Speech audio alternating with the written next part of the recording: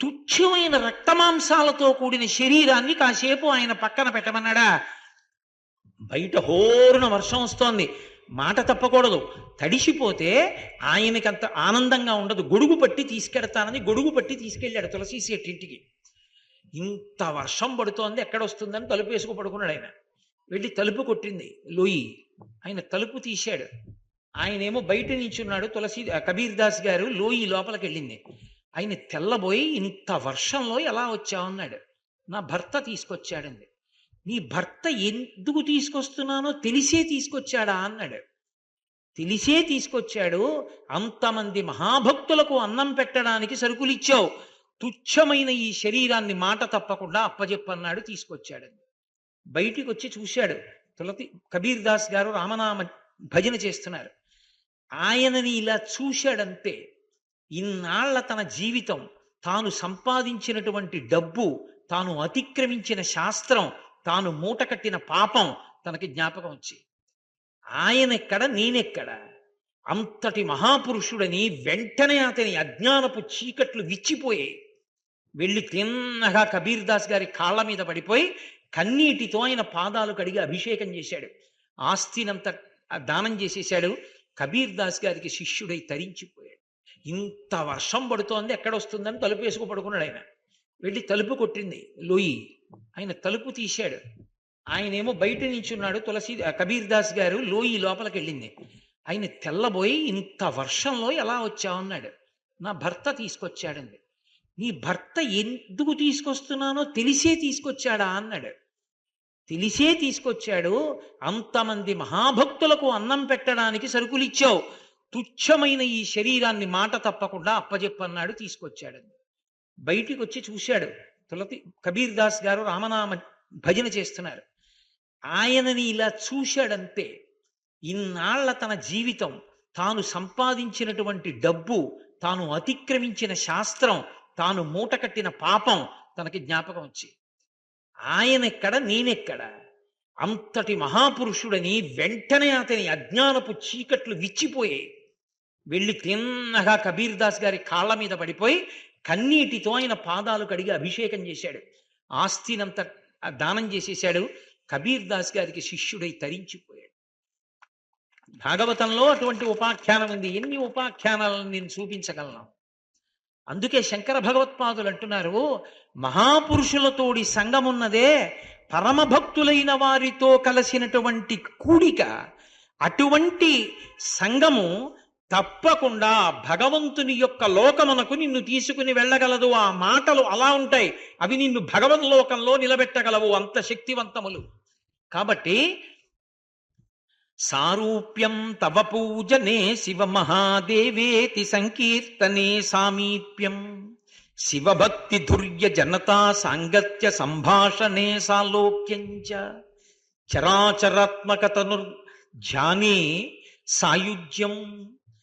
శంకర, ఈ చరాచరాత్మకమైనటువంటి జగత్తునంతటినీ కూడా నీ శరీరంగా భావన చేసి ధ్యానం చేస్తే నాకు సాయుజ్య మోక్షం వస్తోందండి. ఈ చరాచరాత్మకమైన ప్రపంచం అంటే, చరాచరములు అంటే స్థావర జంగమములు అని పేరు. స్థావరములు అంటే కదలని వాటిని అన్నింటినీ స్థావరములు అంటారు. చెట్లు ఉన్నాయనుకోండి కదలవు, అలాగే భూమిలోంచి లేచి అలాగే ఉంటాయి. మేక వచ్చి మీదపడి ఆకులు తినేనివ్వండి, రాళ్లు పెట్టి కొట్టనివ్వండి, గొడ్డలి పెట్టి నరకనివ్వండి, ఒక్క అడుగు దాటి వెళ్ళదు, కదలకుండా ఉండిపోతుంది. కాబట్టి దాన్ని స్థావరం అంటారు. కదిలి వెళ్ళిపోయేటటువంటి వాటిని అన్నింటినీ జంగమములు అంటారు. ఇప్పుడు మనం ఉన్నాం అనుకోండి, మన జంగమములు అంటారు, ఎందుకంటే మనం కదిలి వెళ్ళిపోతాం. స్థావర జంగమాత్మకమైనటువంటి ఈ సమస్త ప్రపంచము పరమశివుని యొక్క శరీరం. ఆ మాట అంత తేలిక కాదు అనడం. ఎందుకో తెలుసా? ఆ మాట అన్ననాడు నిన్ను తిట్టిన వాణ్ణి కూడా నువ్వు చెనకడానికి ఇష్టపడవు. ఊహకు కూడా అందనటువంటి విషయాలు శంకర భగవత్పాదులు జగదాచార్య స్థాయిలో మహాపురుషులై మానవాళిని ఉద్ధరించడానికి అందించినటువంటి అమృత భాండం వంటి శ్లోకం. అందులో శంకరులు అంటారు, సారూప్యం తవ పూజనే శివ మహాదేవేతి సంకీర్తనే సామీప్యం శివభక్తి ధుర్య జనతా సాంగత్య సంభాషణే. సాలోక్యం చరాచరాత్మక తనుర్మధ్యే తనుధ్యానే భవానీపతే సాయుజ్యం మమ సిద్ధమత్ర భవతి స్వామిన్ కృతార్థోస్మ్యహం అన్నారు. స్వామిన్, హే స్వామి, భరించేటటువంటి వాడా, అందటికీ ప్రభువా, పరమశివ, కృతార్థోస్మ్యహం, అహం నేను కృతార్థుడనైనాను. ఇందుచేత ఎప్పుడో శరీరం పడిపోయిన తరువాత మోక్షం అనుభవించడం కాదు, ఇక్కడే ఇప్పుడే ఈ క్షణంలోనే నేను 4 రకములైనటువంటి మోక్షములను అనుభవిస్తున్నాను. ఎలా అంటే, సారూప్యం తవ పూజనే శివమహాదేవేతి సంకీర్తనే సామీప్యం. మొట్టమొదటి మోక్షాన్ని చెప్తూ సారూప్యం తవ పూజనే అని మొదలుపెట్టారు. శివ, నేను మీ యొక్క పూజ చేస్తున్నప్పుడు సారూప్య మోక్షమును పొందుతున్నాను. పూజ చేస్తున్నప్పుడు సారూప్య మోక్షం అంటే, సారూప్య మోక్షము అన్న మాటకు అర్థం ఏమిటంటే, శివుడు ఎటువంటి రూపంతో ఉంటాడో అటువంటి రూపాన్నే పొందేస్తాడు భక్తుడు కూడా, అదే రూపాన్ని పొందుతాడు.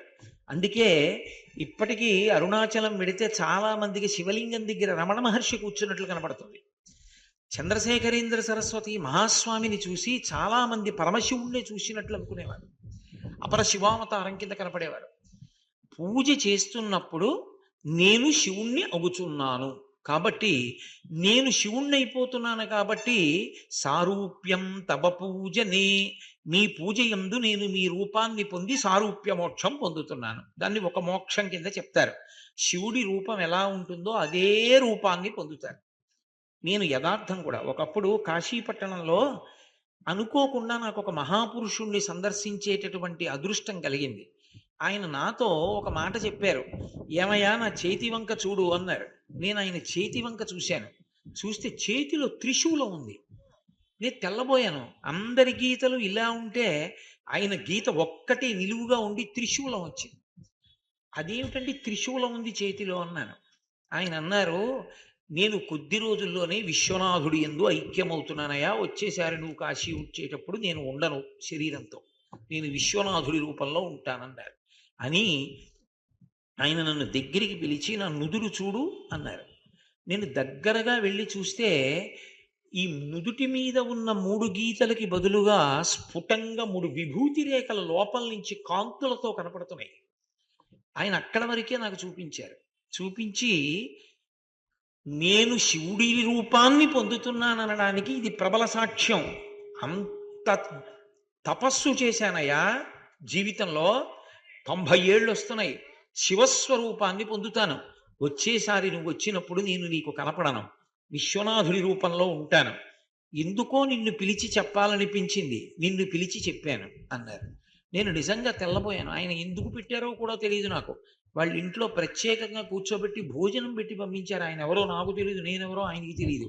గంగ ఒడ్డును కనబడి తీసుకెళ్లారు వాళ్ళ ఇంటికి నన్ను.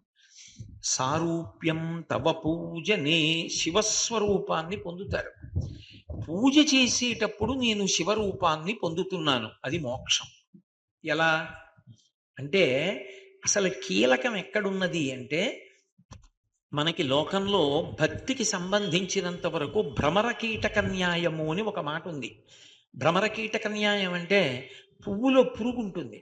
ఆ పురుగు పువ్వు లోపల తిరుగుతుంటుంది, ఆ పుప్పొడి చుట్టూ వాసన పీలుస్తూ. ఇంతలో కందిరీగ వస్తుంది, తుమ్మెద వచ్చి ఝంకారం చేస్తూ, దానికి ఉండేవి రెక్కలు 2, కానీ అది ఎంత వేగంగా కదుపుతుందంటే, ఆ వేగానికి దాంట్లోంచి జుమ్ అని శబ్దం వస్తుంది. కందిరీగ, ఇంతలా కందిరీగ తుమ్మెద తిరుగుతోంది అనుకోండి, మన ప్రయత్నం లేకుండానే మనకి కొంచెం ఉద్విగ్నత కలుగుతుంది. అది మీదకు వస్తుందేమో, కుడుతుందేమో అని అలా చూస్తాం. ఈ పురుగు పువ్వులో ఉంటుంది, పైన కందిరీగ జుమ్ అని శబ్దం చేస్తూ తిరుగుతుంది. తిరుగుతున్నప్పుడు ఈ పురుగు ఏం చేస్తుందంటే, తన బుద్ధినంతటినీ కేంద్రీకరించి కళ్ళెత్తి అలా చూస్తుంది సీతాకోక చిలుక వంక, ఆ కందిరీగ వంక. మొత్తం ధ్యానం అంతా కూడా దాని మీదే పెట్టి చూడడంలో కొద్ది నిమిషాలకి ఇది కందిరీగ ఎగిరిపోతుంది. శరీరం మారిపోతుంది, మారిపోయి కందిరీగా అయిపోతుంది.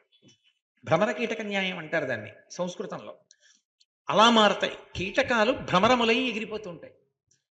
అంటే పూర్తి దృష్టితో అలా చూసిన కారణం చేత దేన్ని అలా చూశాడో అది తానైపోతుంది.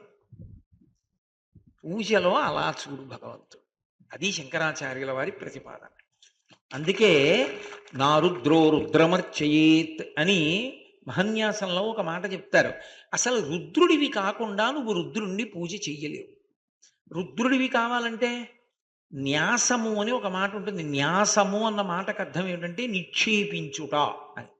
ఉపన్యాసము అన్నాను అనుకోండి, ఉప అంటే సమీపమునందు. దేని సమీపము? భగవంతునికి సమీపంలో నా బుద్ధిని న్యాసం చేశాను.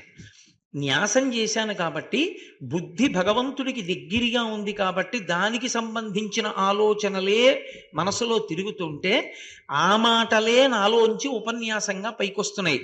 నా బుద్ధి అక్కడి నుంచి దూరంగా తొలగిపోయింది అనుకోండి, ఇంకో విషయం మీదకి వెళ్ళిపోయింది అనుకోండి, ఉపన్యాసం అయిపోతుంది. ఎందుకని? బుద్ధి అక్కడ లేదు భగవంతుడి దగ్గర, ఇంకో వైపుకి వెళ్ళిపోతే ఆగిపోతుంది. కాబట్టి ఉపన్యాసము, న్యాసము అంటే నిక్షేపించుట. మహన్యాసము, మహన్యాసము అంటే మహత్ అంటే అంతటా నిండి నిబిడీకృతమైనటువంటి పరమశివ తత్వం. ఆ పరమశివ తత్వాన్నంతటినీ కూడా న్యాసం అంటే తన శరీరంలోకి చేరుస్తాడు, నిక్షేపిస్తాడు. ఆ శివతత్వాన్ని లాగుతాడు, అన్ని వైపుల నుంచి లాక్కుని తన శరీరంలోకి తీసుకుంటాడు. తీసుకుంటే ఆ మహాన్యాసం చేసినప్పుడు బాగా బుద్ధిని నిలబెట్టి న్యాసం చేస్తే అసలు ఒళ్ళు పులకరింతలొచ్చి రోమాంచితమై అపారమైనటువంటి తేజస్సుతో తాను వేరొక శివస్వరూపుడవుతాడు. అయి శివుణ్ణి పూజ చేస్తాడు. అప్పుడు నా రుద్రో రుద్రమర్చయేత్, రుద్రుడు కాకుండా రుద్రుణ్ణి పూజ చేయకూడదు. అందుకని మహాన్యాసం. అందుకే మహాన్యాసం చేసినప్పుడు పంచాంగన్యాసము అని విడగొట్టారు పెద్దలు. 5 అంగన్యాసములు జరుగుతాయి. 5 అంగన్యాసములు జరిగినప్పుడు ఒకటి శిఖ నుండి అస్త్రము వరకు జరుగుతుంది. జరిగినప్పుడు 31 న్యాసములు జరుగుతాయి. రెండవ సమయంలో తల నుండి పాదముల వరకు జరుగుతుంది. అప్పుడు 10 న్యాసములు జరుగుతాయి. పాదముల నుండి తల వరకు జరుగుతుంది, 5 న్యాసములు జరుగుతాయి. మళ్ళీ గుహ్య ప్రదేశం దగ్గర నుంచి, ముట్టుకున్నప్పుడు చేతులు కడుక్కుంటారు, అందుకే గుహ్య ప్రదేశం నుంచి మస్తిష్కం వరకు జరుగుతుంది. అప్పుడు 5 న్యాసములు జరుగుతాయి. అలాగే హృదయస్థానము నుండి అస్త్రము వరకు న్యాసం జరుగుతుంది. అప్పుడు 5 న్యాసములు జరుగుతాయి. ఇలా జరిగినప్పుడు 31, 10, 41, 5, 46, 5, 51, 5, 56, 56 న్యాసములు పంచాంగ న్యాసంగా మహాన్యాసం నడుస్తుంది. నడిస్తే అంటే దాని మీద బుద్ధి కేంద్రీకరించాలి. దాని మీద బుద్ధి కేంద్రీకరించకుండా ఆవలిస్తూ సెల్ ఫోన్ మాట్లాడుతూ అదేమిటో అర్థం కాకుండా ఇటు తిరిగి నమస్కారం పెట్టంటే ఇలా, ఇలా అంటే ఇలా అంటే న్యాసం అవుతుందని నేను చెప్పలేను. అసలు ఆ మహాన్యాసము యొక్క వైభవం తెలిసి ఆ మంత్రం చదువుతుండగా, అందుకే మహాన్యాసం చేసేటప్పుడు తను చదువుకుంటూ చదవడం కన్నా వశిష్ఠ స్థానం యొక్క ఉపకారాన్ని పొందమని చెప్తారు. వశిష్ఠ స్థానం అంటే బ్రహ్మస్థానం. బ్రహ్మస్థానం యొక్క తోడ్పాటు తీసుకొని అది చదువుతున్నప్పుడు బుద్ధిని న్యాసం చెయ్యాలి ఆ శబ్దం మీద.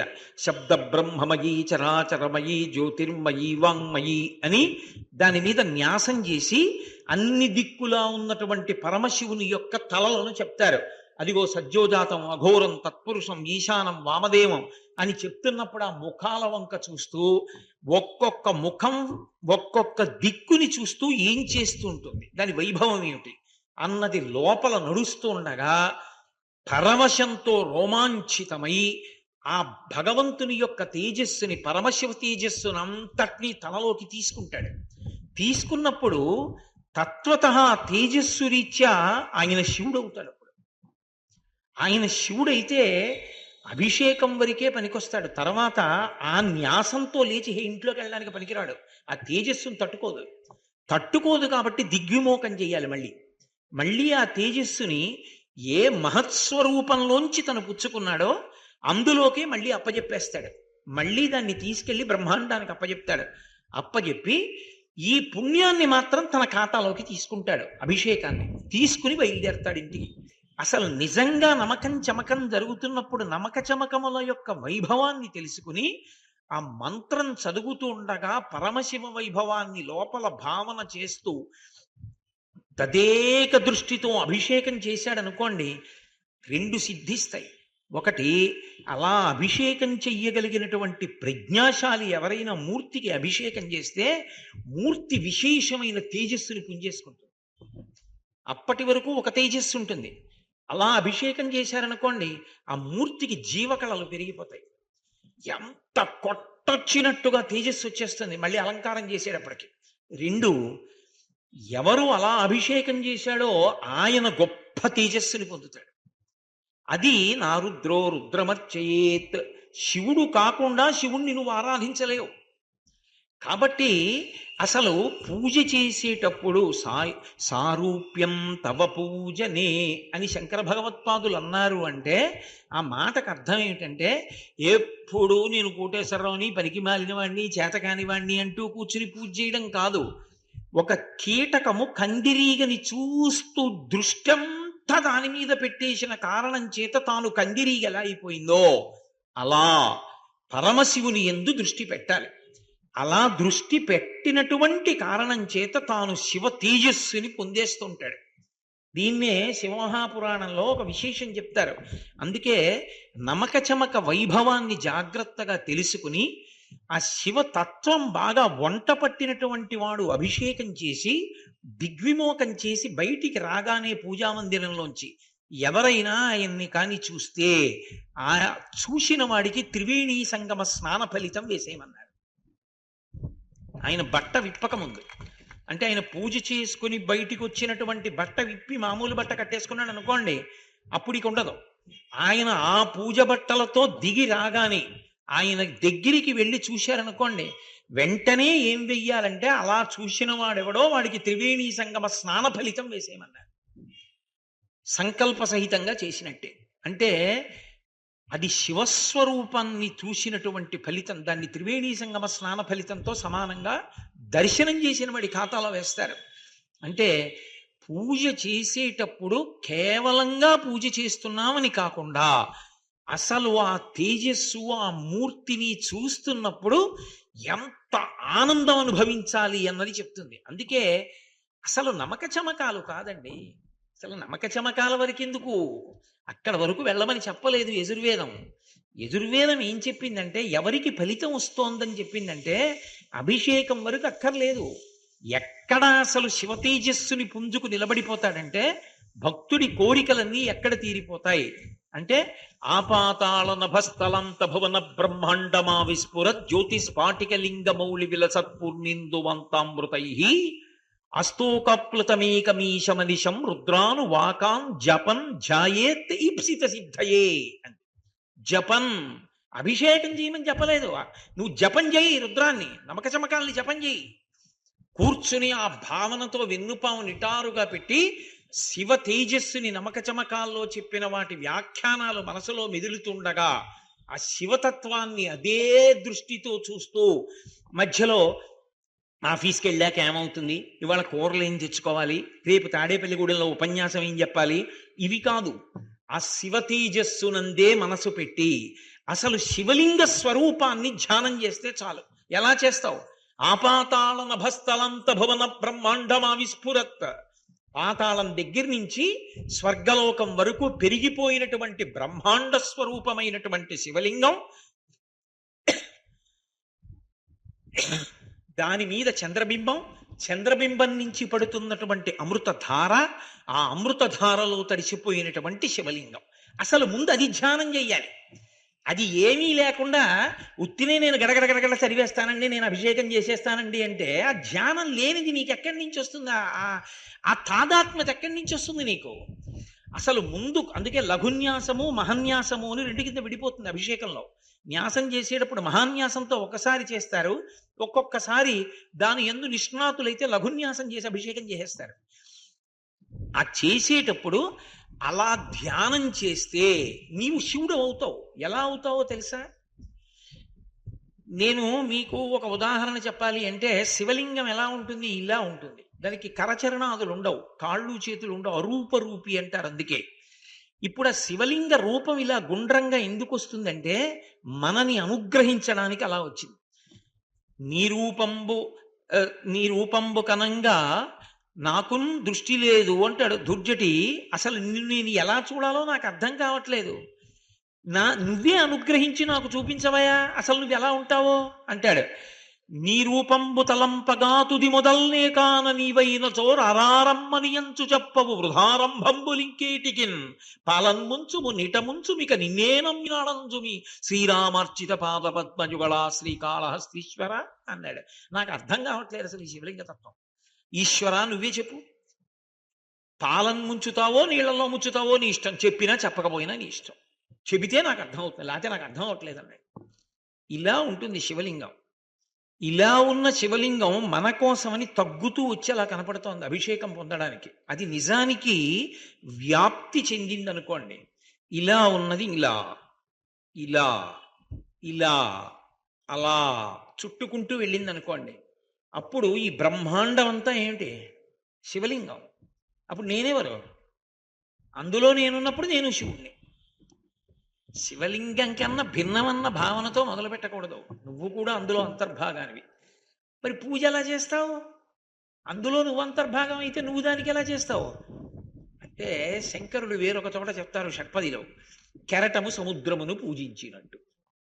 కెరటం ఎక్కడిది? సముద్రంలోనే పుట్టింది. ఎక్కడ పరిగెడుతుంది? సముద్రంలోనే వెడుతుంది. ఎక్కడ విరిగిపోతుంది? సముద్రంలో విరిగిపోతుంది. ఎందులో కలిసిపోతుంది? సముద్రంలో కలిసిపోతుంది. కానీ సముద్రము కన్నా కెరటము భిన్నముగా కనిపిస్తోందా లేదా? సముద్రంలో కెరటం వస్తోందంటాడు. నిజంగా సముద్రం లేకపోతే కెరటం ఉంటుందా? సముద్రము లేని కెరటం లేదు, కెరటం లేని సముద్రం ఉంటుంది. మీరు సముద్ర మధ్యంలోకి వెళ్ళారనుకోండి, ఓడలో కెరటాలు ఉండవు.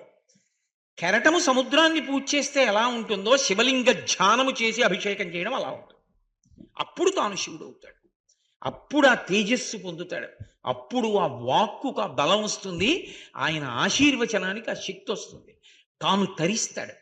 అప్పుడు రోమాంచితమైపోయి పరమానందంతో అందుకు వశిష్ఠ సహాయం తీసుకోండి అనడానికి కారణం ఏమిటో తెలుసా? గురు సహాయం తీసుకోండి అనడానికి బ్రహ్మస్థానం అని అనరు అక్కడ.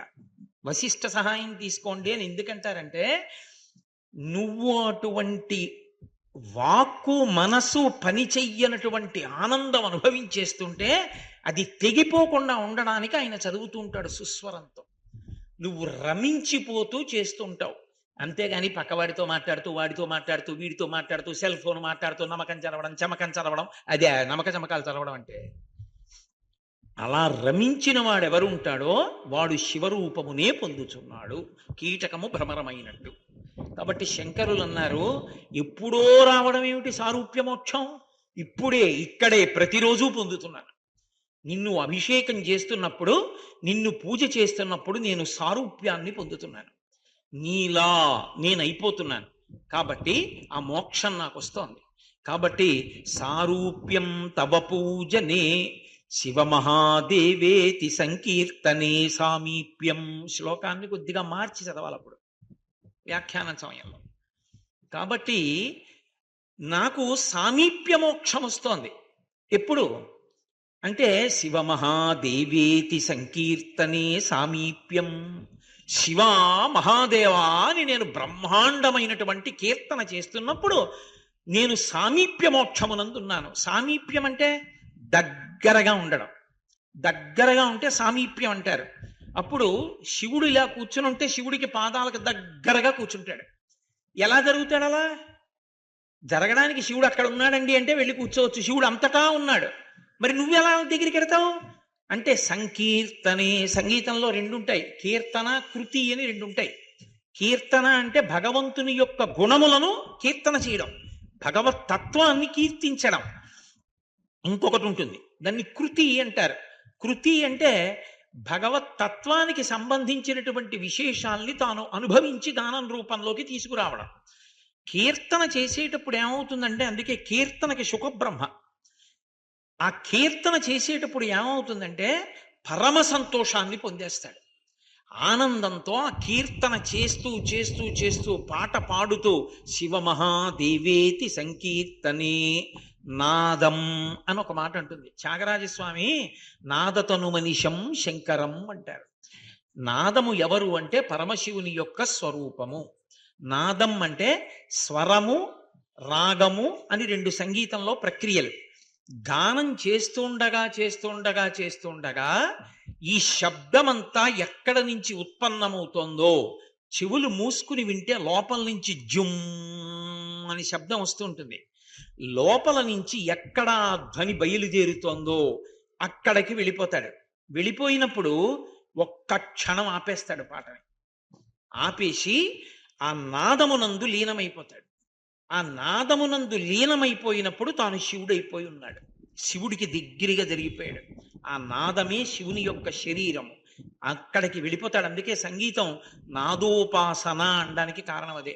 ఉపాసన అని పిలవడానికి కారణం అందుకొచ్చింది. అది ఒక్కొక్కరు ఒక్కొక్క రకంగా అనుభవిస్తూ ఉంటారు.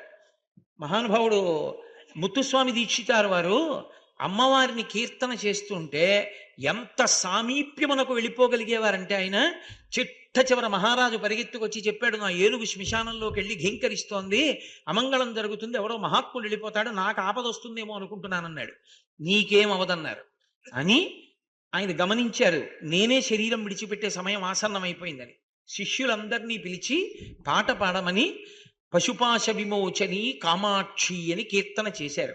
చేసేటప్పటికీ సామీప్యం ఇక్కడే అమ్మవారిని ధ్యానం చేస్తూ ఉండగా ఆయనలోంచి జ్యోతి బయటికి వచ్చి పూజామందిరంలో ఉన్న కామాక్షి మూర్తి యందు ఐక్యమైపోయింది. దీక్షితారు వారు ఒరిగిపోయారు. సామీప్యం భగవంతుడికి దగ్గరగా పెడతారు. ఆ వెళ్ళిన స్థితిలో పూజ మనకు అర్థం కాదు. అందుకే ఎప్పుడూ ఎవరి పూజ చూడవద్దు అని చెప్తారు. పిచ్చి పిచ్చి ప్రశ్నలు అడుగుతుంటారు కొంతమంది, మీరు పూజ చేసుకుంటుంటే ఒకసారి చూడమండి అని. నిజంగా మహాత్ముల పూజ ఎలా ఉంటుందో తెలుసా? పిచ్చడి పూజ ఎలా ఉంటుంది. ఎప్పుడూ ఒక్క స్థాయిలోనే కొట్టుకునేవాడి పూజ గురించి నేను చెప్పట్లా. నేను శంకర భగవత్పాదులు చెప్పినటువంటి స్థాయి గురించి చెప్తున్నాను. ఖచ్చితపి చిదానందలహరి, ఎవరో ఒక్కడున్నాడమ్మా అలాంటి వాడు అని. నిజంగా అలా పూజ చేసేటటువంటి వాడి పూజ పిచ్చివాడి పూజలా ఉంటుంది. ఎందుకో తెలుసా? ఆయన భంగిమలు, ఆయన తాదాత్మ్యత, ఆయన స్థితి ఆ పూజలో అలా ఉంటాయి. నేను మీకు ఒక ఉదాహరణ చెప్తే మీరు పట్టుకుంటారు. భగవంతుడికి పూజ చేసేటప్పుడు తాను ఈశ్వరుడికి ఉపచారం చెయ్యాలి కదా. ఉపచారం చేయడానికి దగ్గరగా కూర్చున్నారనుకోండి. ఇప్పుడు మీరు ఓ ఉదాహరణకి చెప్తున్నాను, నాకు చెయ్యమని కాదు, అలాంటి కోరికలు నాకు లేవు. ఉదాహరణకి చెప్తున్నాను. ఏదో నా పాదాలకి నమస్కారం చేసి నా పాదాల మీద 2 పువ్వులు వేద్దాం అనుకున్నారనుకోండి మీరు. నేను నా పాదాలు అసలు మీకు అనుగ్రహిస్తే కదా, నేను నా పాదాలు అక్కడ పెడితే కదా మీరు పూజ చేయడం. ఒక్కనాటికి నేను పుచ్చుకోనండి అలా పూజ అన్నాను అనుకోండి, మీరు చేయగలరా పూజ? నేను నా 2 పాదాలు అలా గుండ్రంగా ఉన్న పాదపీఠం మీద పెట్టాను అనుకోండి. ఇప్పుడు మీరు పూజ చేద్దామని నా పాదాల దగ్గర కూర్చున్నారు, మీకు పరవశం కలిగింది. అలా కాదు, ఒక్కసారి ఆ 2 పాదాలు నా చేతుల్లో పెట్టండి అన్నారు. ఇప్పుడు మీరు లాక్కుంటారా, నేను పెట్టాలా మీ చేతిలో? నేను పెట్టాలి. ఇదే భాగవతంలో పోతన గారు వర్ణిస్తారు. కదలిన బాహుపద క్రమంబున రమముసూపెడి నూపురములవాని అంటారు. అప్పుడు పరమేశ్వరుడు ఏం చేయాలి? ఓయ్ కోటేశ్వరరావు, పట్టుకో నా పాదాలు అని 2 పాదములు ఎత్తి చేతుల్లో పెట్టాడు అనుకోండి. ఆయన పాదములకు పెట్టుకున్న మంజీరముల యొక్క ధ్వని వినపడుతుంది. అది పక్కనున్న వాడికి ఎవరికైనా వినపడుతుందా? ఎవడు అలా కూర్చున్నాడో వాడికే వినపడుతుంది ఆ మంజీరముల శబ్దం. ఇప్పుడు ఇలా అంటాడు, ఆ 2 చేతుల్లో పెడతాడు శివుడు. గృహీత్వా హస్తాభ్యాం శిరసి నయనే వక్షసి వహన్. శివానంద లహరిలోనే చెప్పారు శంకరాచార్యుల వారు శ్లోకంలో. ఆ చేతుల్లో పట్టుకున్నాడు. పట్టుకుని ఊరుకోగలడా? అబ్బా శంకరా, తల మీద పెట్టండి ఒక్కసారి పాదాలు అని గభాలంలో వంగాడు. ఆయన 2 పాదాలు తల మీద పెట్టారు.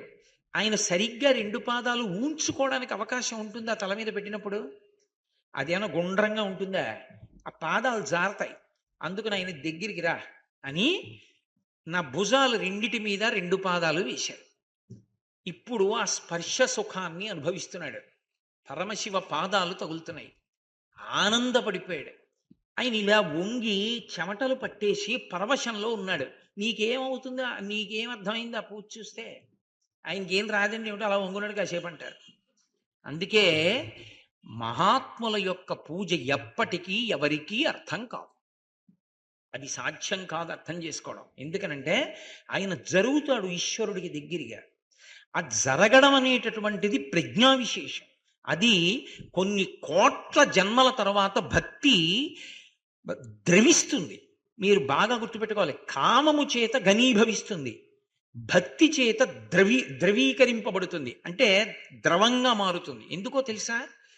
కామం ఉందనుకోండి, కోరికతో చేస్తున్నాను అనుకోండి, నేను ఎవరి దగ్గరికన్నా వెళ్ళి వాళ్ళని చూడడం, ఏదో అదేంటి వాళ్ళు నాకే దక్కాలని కోరిక, వాళ్ళు నాతోనే ఉండాలని కోరిక నాకు ఉన్నాయనుకోండి, అప్పుడు వేడుంటుంది లోపల.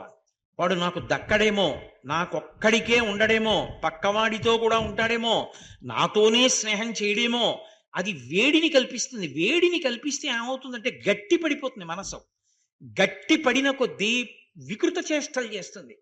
ఏదో నాకు దక్కలేదని కోపం వచ్చిందనుకోండి, ఎంత దూరమైనా పోతాడు. అది వికృత చేష్టలు. అందుకే ఎవరో ఓ పిల్లని చూడడం, ఈమె నాకు దక్కాలి, ప్రేమించానంటాడు, ఉతిరి కామించాడు, ఇప్పుడు ఆ పిల్ల దక్కలేదు, యాసిడ్ పోస్తాను, కత్తితో పొడుస్తాను, వెంట పడతాను, బాధ పెడతాను. ఇవన్నీ ఎందుకు వచ్చాయంటే కామం గట్టిపడేట్టు చేస్తుంది, ప్రేమ కరిగిపోయేటట్టు చేస్తుంది. మీరు ఓ మంచు ముక్కని తెచ్చి అక్కడ పెట్టారనుకోండి, కరిగిపోతుంది కాసేపటికి. పాలలో పంచదార వేశారనుకోండి, ఇక పంచదార కాసేపటికి కనపడదు, పాలలో కరిగిపోయి పాలలో తీపిగా మారిపోతుంది, ఇక విడదీయలేరు. అలా కరిగిపోయేటటువంటి గుణం ఎక్కడి నుంచి వస్తుంది అంటే ఒక్క భక్తి నుండే వస్తుంది. అలాంటి భక్తి ఏర్పడాలంటే ముందు కొన్ని వేల జన్మలలో సాధన ఉండాలి. ఆ సాధన లేకుండా అసలు అలా చేయను లేడు, అలా చేద్దామన్న ఆలోచన ఉండదు. ఒకవేళ వాడికి అటువంటి పూజ చూసినా అర్థం కాదు. ఇంకా ఎక్కడో ఉన్నాడు. ఆ స్థాయికి ఎదగడం అంత తేలికైన విషయం ఏం కాదు. అందుకే ఖచ్చిత పిచిదానంద లహరి అంటారు సౌందర్య లహరిలో. ఎవడో ఒక్కడమ్మా, అందరికీ సాధ్యం కాదు. కాబట్టి ఇప్పుడు గృహీత్వా హస్తాభ్యాం శిరసి నయనే వక్షసి వహన్, ఇప్పుడు అలా భుజాల మీద తల మీద పెట్టుకున్నాడు. ఆ పాదాలు మళ్ళీ తీసి జాగ్రత్తగా చేత్తో పట్టుకున్నాడు. స్వామి ఒక్కసారి కళ్ళకు అద్దుకుంటాను, అద్దుకో. ఇప్పుడు కళ్ళకు అద్దుకుని ఊరుకుంటాడా? ఆ రెండు పాదాలు ఇలా పైకెత్తి, ఆ వేళ్ల చివరి భాగాలు పూల పొట్లాల్లా, చిన్నప్పుడు అమ్మ తుమ్ములు వస్తే కర్పూరం చిన్న తిత్తి చీరలో మూట కట్టి ముక్కు దగ్గర పెట్టినట్టు మెత్తగా ఉంటాయి వేళ్ల చివర్లు. ఆ వేళ్ల చివర్లు కళ్ళకేసి రాసుకుంటాడు. ఆ కను గుడ్డు మీద రెప్ప మీద వేలి చివర్లు రాసుకుంటుంటే పరమానందాన్ని పొందేస్తాడు. వక్షశివహన్, ఇంకా దగ్గరగా జరిగి నా గుండెల మీద పెట్టు స్వామి అంటే గుండెల మీద పెట్టుకుని ఆ పాదాలు పారవస్యంలో ఇలా పరవశించిపోతాడు. నీకేమర్థం అవుతుంది ఆ పూజ? నీకంటే మిమ్మల్ని కాదు, నాలాంటి వాడికి. అందుకే పెద్దలు తలుపేసుకు పూజ చేస్తారు, అది కారణం. అందరి ముందు కూర్చుని పూజ చేయకపోవడానికి కారణం అది. ఏకాంతంలో పూజ ఎందుకు చేస్తారంటే అదే క్రమక్రమంగా బాగా ఎక్కువ అయితే ఏమవుతుందంటే ఏది మొదలు పెట్టనివ్వండి జారిపోతారు ధ్యానంలోకి. నేనంటే ఇలా చెప్తున్నాను కానీ పెద్దవారు అయిపోయిన తర్వాత కామకోటి మహాస్వామి వారిని ఏది ఆ సౌందర్య లహరిలో ఒక్క శ్లోకం స్వామి అనుగ్రహ భాషణంలో చెప్పండి అంటే సుధా సింధోర్ మధ్యే అనేవారు. కళ్ళు మూసుకొని అలా ఉండిపోయేవారు. ఆయనకి కనపడేది ఆ సుధా సముద్రం, దాంట్లో ఉన్నటువంటి మణిద్వీపం, అవన్నీ కనపడి ఆనందంతో పరవశం పొందేసి మళ్ళీ కాసేపటికి కళ్ళు తెరిచి 4 మాటలు చెప్పేవారు. వట విటపి సమీపే అన్నారనుకోండి, దక్షిణామూర్తి గురించి చెప్దామని, అంతే కళ్ళు మూసుకుని రమించిపోయేవారు. అంతే. ఇక్కడ దర్శనం అవుతుండేది. సామీప్యం, అప్పుడు దానికి ముందు శివమహాదేవేతి సంకీర్తనే, శివ మహాదేవా అని కీర్తన చేయడంలో నోటితో ఏదో పాట పాడడం కాదు, అడ్డం బద్దం లేకుండా ఊరికే పాట పాడడం కాదు. ఆ పాట పాడేటప్పుడు జరిగిపోతాడు శివుడి దగ్గరికి. అలా జరిగిపోవాలంటే దాని అర్థం తాత్పర్యం తెలిసి ఉండాలి. ఏమీ తెలియకుండా అది పాడితే నీకేమిటి అర్థం అవుతుంది? ఏదో ఇంకో రాష్ట్రం భాషలో ఇక్కడికి వచ్చి కూర్చుని మంగళహారతి పాడినట్టు ఉంటుంది. నీకేం అర్థం అవుతుంది అప్పుడు? అది అర్థం అయితే కదా నువ్వు రమించడానికి. అందుని ముందు అసలు ఆ కీర్తన పాడేటప్పుడు పెద్దల యొక్క కీర్తన యొక్క భావమన్నా తెలిసి ఉండాలి. మహాపురుషులు కీర్తన చేసేటప్పుడు భావమే కీర్తన అవుతుంది. ఆ కీర్తన చేసేటప్పుడు శంకర నేను మీకు సామీప్యమయ్యాను, దగ్గరైపోయాను. ఎంతో ఆనందం అనుభవించేశాడు. పూజ అయిపోయింది, నీరాజనం ఇచ్చేశాడు. ఆ నీరాజనం కూడా ఏం మామూలుగా ఉంటుందనుకుంటున్నారు ఏమిటి? నేను వేదిక మీద చెప్పకూడదని చెప్పట్లేదు, కానీ తూర్పుగోదావరి జిల్లాలోనే జరిగింది ఒకానొకప్పుడు. అల్లుడు మామగారు ఎంతకీ భోజనానికి రావట్లేదు ఏమిటని మామగారు ధ్యానం చేసుకుంటున్న గదిలోకి వెళ్ళాడు. పుసుక్కుని తలుపు తీసి అమ్మవారు ఇలా చూసింది. ఈయన తాంబూలం ఇస్తుంటే అమ్మవారు పుచ్చుకుంటోంది నోట్లో పెట్టుకోవడానికి.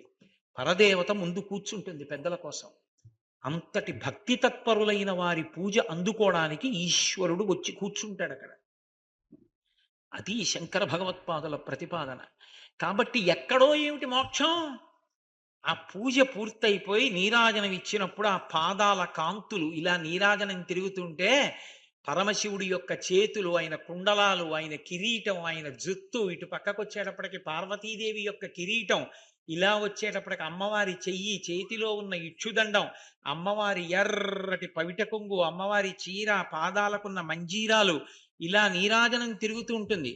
కళ్ళు మూసుకుని తిప్పుతూ ఉంటాడు, కానీ లోపల ఆ కూర్చున్న మూర్తులను ఆ నీరాజనపు కాంతులలో ఇక్కడ చూస్తూ ఉంటాడు. అప్పుడు ఏమి పారవస్యంలో ఉంటాడో! ఇంత పారవస్యం అయిపోయిన తర్వాత ఆ తీర్థప్రసాదాలు గుచ్చుకుని ఆ పీట మించి లేచి బయటికి వచ్చాడు అనుకోండి, ఏదో పటికి బెల్లం పరపర పరపర నవిలి తినేసినటువంటి వాడి నోరు ఎలా ఉంటుందో, భగవంతుడికి దగ్గరగా కూర్చున్నప్పుడు పొందిన ఆనందం నుంచి లౌకికంలోకి రావడం అలా ఉంటుంది. కాబట్టి సారూప్యం తవ పూజనే శివమహాదేవేతి సంకీర్తనే సామీప్యం శివభక్తి ధుర్య జనతా సాంగత్య సంభాషణే సాలోక్యంచ. ఇక్కడ ఇంకొక పెద్ద విశేషం చెప్తున్నారు. ఈశ్వరా, మేము నీకు పరమభక్తులైనటువంటి వారు కొంతమంది ఉంటారు. ఆ పరమభక్తులైనటువంటి వారితో మాట్లాడిన కారణం చేత నీ లోకంలో మేము ఉంటాం. సాలోక్య మోక్షం అని ఒక మోక్షం. నీ లోకంలో ఉంటాం. నీ లోకంలో ఉండడం అంటే పూజా విధానంలో అది ఒక పద్ధతి. అందుకే పూజ గదిలోకి వెళ్లే ముందే ఏం చేస్తారంటే, పెద్దలు ఎవరు కూడా గభాలను తలుపు తీసి లోపలికి వెళ్ళారు పూజా మందిరాల్లోకి. పూజా మందిరం మీద అరిచేత్తో కొట్టకూడదు. అందుకని గంటలో ఏవో పెట్టుకుంటారు. ఎందుకు పెట్టుకుంటారంటే, ఓసారి చప్పుడు చేస్తారు. ఇలాగా చప్పుడు చేస్తే పరమేశ్వరుడికి పరాకు చెప్పినట్టు, స్వామి లోపలికి వస్తున్నాను అని. ఎందుకని? సుప్రభాతం గడప బయట నించుని చదవాలి, లోపలికి వెళ్ళి కూర్చుని కాదు. సుప్రభాత పఠనం నిలబడి చెయ్యాలి. నిలబడి చేసినప్పుడు ముందు ఆ ఆనందం అనుభవిస్తాడు. ప్రాతస్మరామి గణనాథ మనాథ బంధుం సింధూరపూర పరిశోభిత గండ యుగ్మం ఉద్దండ విఘ్న పరికండ నచండ దండ మాఖండలాది సురనాయక బృంద వంద్యం అని మొదలుపెట్టాడు అనుకోండి. మొట్టమొదట విఘ్నేశ్వరుడి యొక్క గండస్థలానికి సింధూరం అలదబడి ఉన్నటువంటి ఆ స్వామిని, ఆ తర్వాత ఆ పార్వతీ పరమేశ్వరుల్ని ఇద్దరినీ కూడా మేల్కొలుపుతాడు. మేల్కొలిపి ఇప్పుడు స్వామి లోపల లేచి ఉన్నారని, స్వామి లోపలికి వస్తున్నానని కించిత్ శబ్దం చేసి ఆ తలుపు తెరిచి లోపలికి వెళతాడు. లోపలికి వెళ్ళాడు అంటే భగవంతుని యొక్క అనుగ్రహానికి పూజగా తాను రమించడం ప్రారంభిస్తాడు. ఇది మనసు చిక్కబట్టి నిలబెట్టగలిగినటువంటి వాళ్ళు మాత్రమే అనుభవించగలిగినటువంటిది.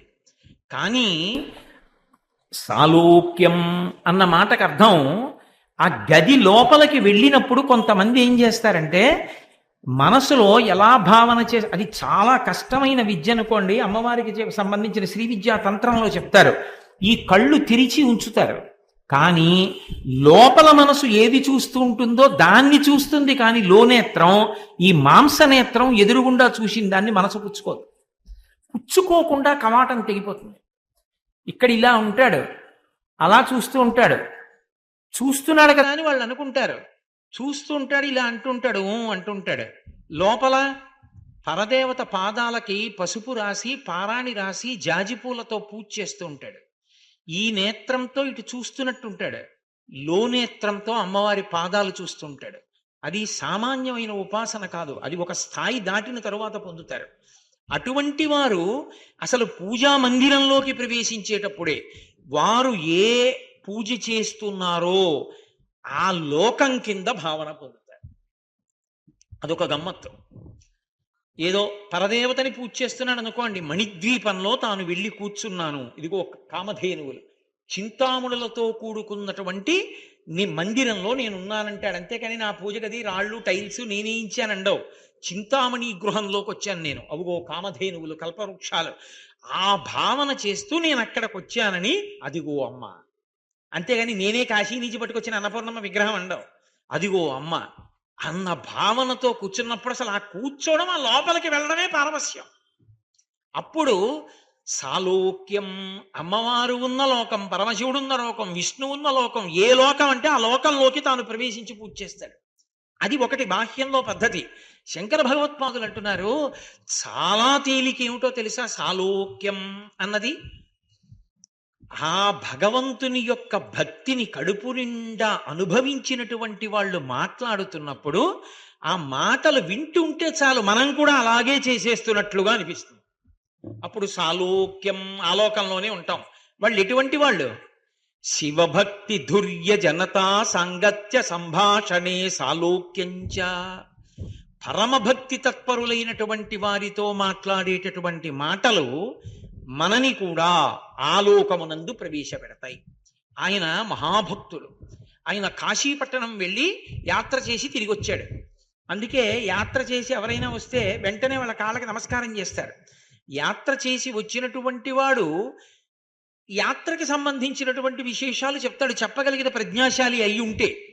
ఆయన గంగా నది ఎలా ఉంటుంది, ఆ వారణ అసి ఒడ్లు, ఆ గంగ ప్రవహించడం, అక్కడ ఉండేటటువంటి ఆ స్నాన ఘాట్, అందులోకి దిగడం, అక్కడ ఉన్నటువంటి శివలింగం, ఆ గంగా నదిని చూసేటప్పటికి కలిగినటువంటి పరవశం, గంగమ్మ యొక్క వైభవం, ఆయన స్నానం చేయడానికి దిగడం, సంకల్పం చెప్పుకోవడం, స్నానం చేయడం, పైకి రావడం, ఎదురుగుండా ప్రవహిస్తున్న గంగా, దాని యొక్క సైకతం, ఇవన్నీ వర్ణిస్తున్నాడు అనుకోండి.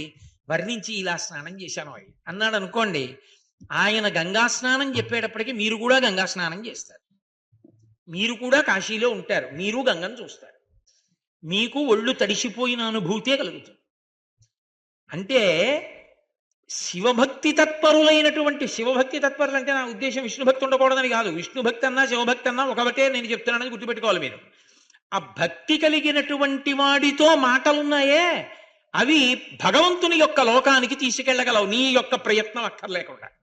అందుకే ఏం చెప్తారంటే, కొన్ని కోట్ల కోట్ల కోట్ల ఆస్తి పోని బెంగపెట్టుకోకు, మహాపురుషులతోటి సంగము మాత్రం వదిలిపెట్టుకోకు. వాళ్ళు దూరం చేసి ఛీ అని చూడగానే భ్రుకుటి ముడి వేసేటటువంటి స్థితి మాత్రం తెచ్చుకోవద్దు.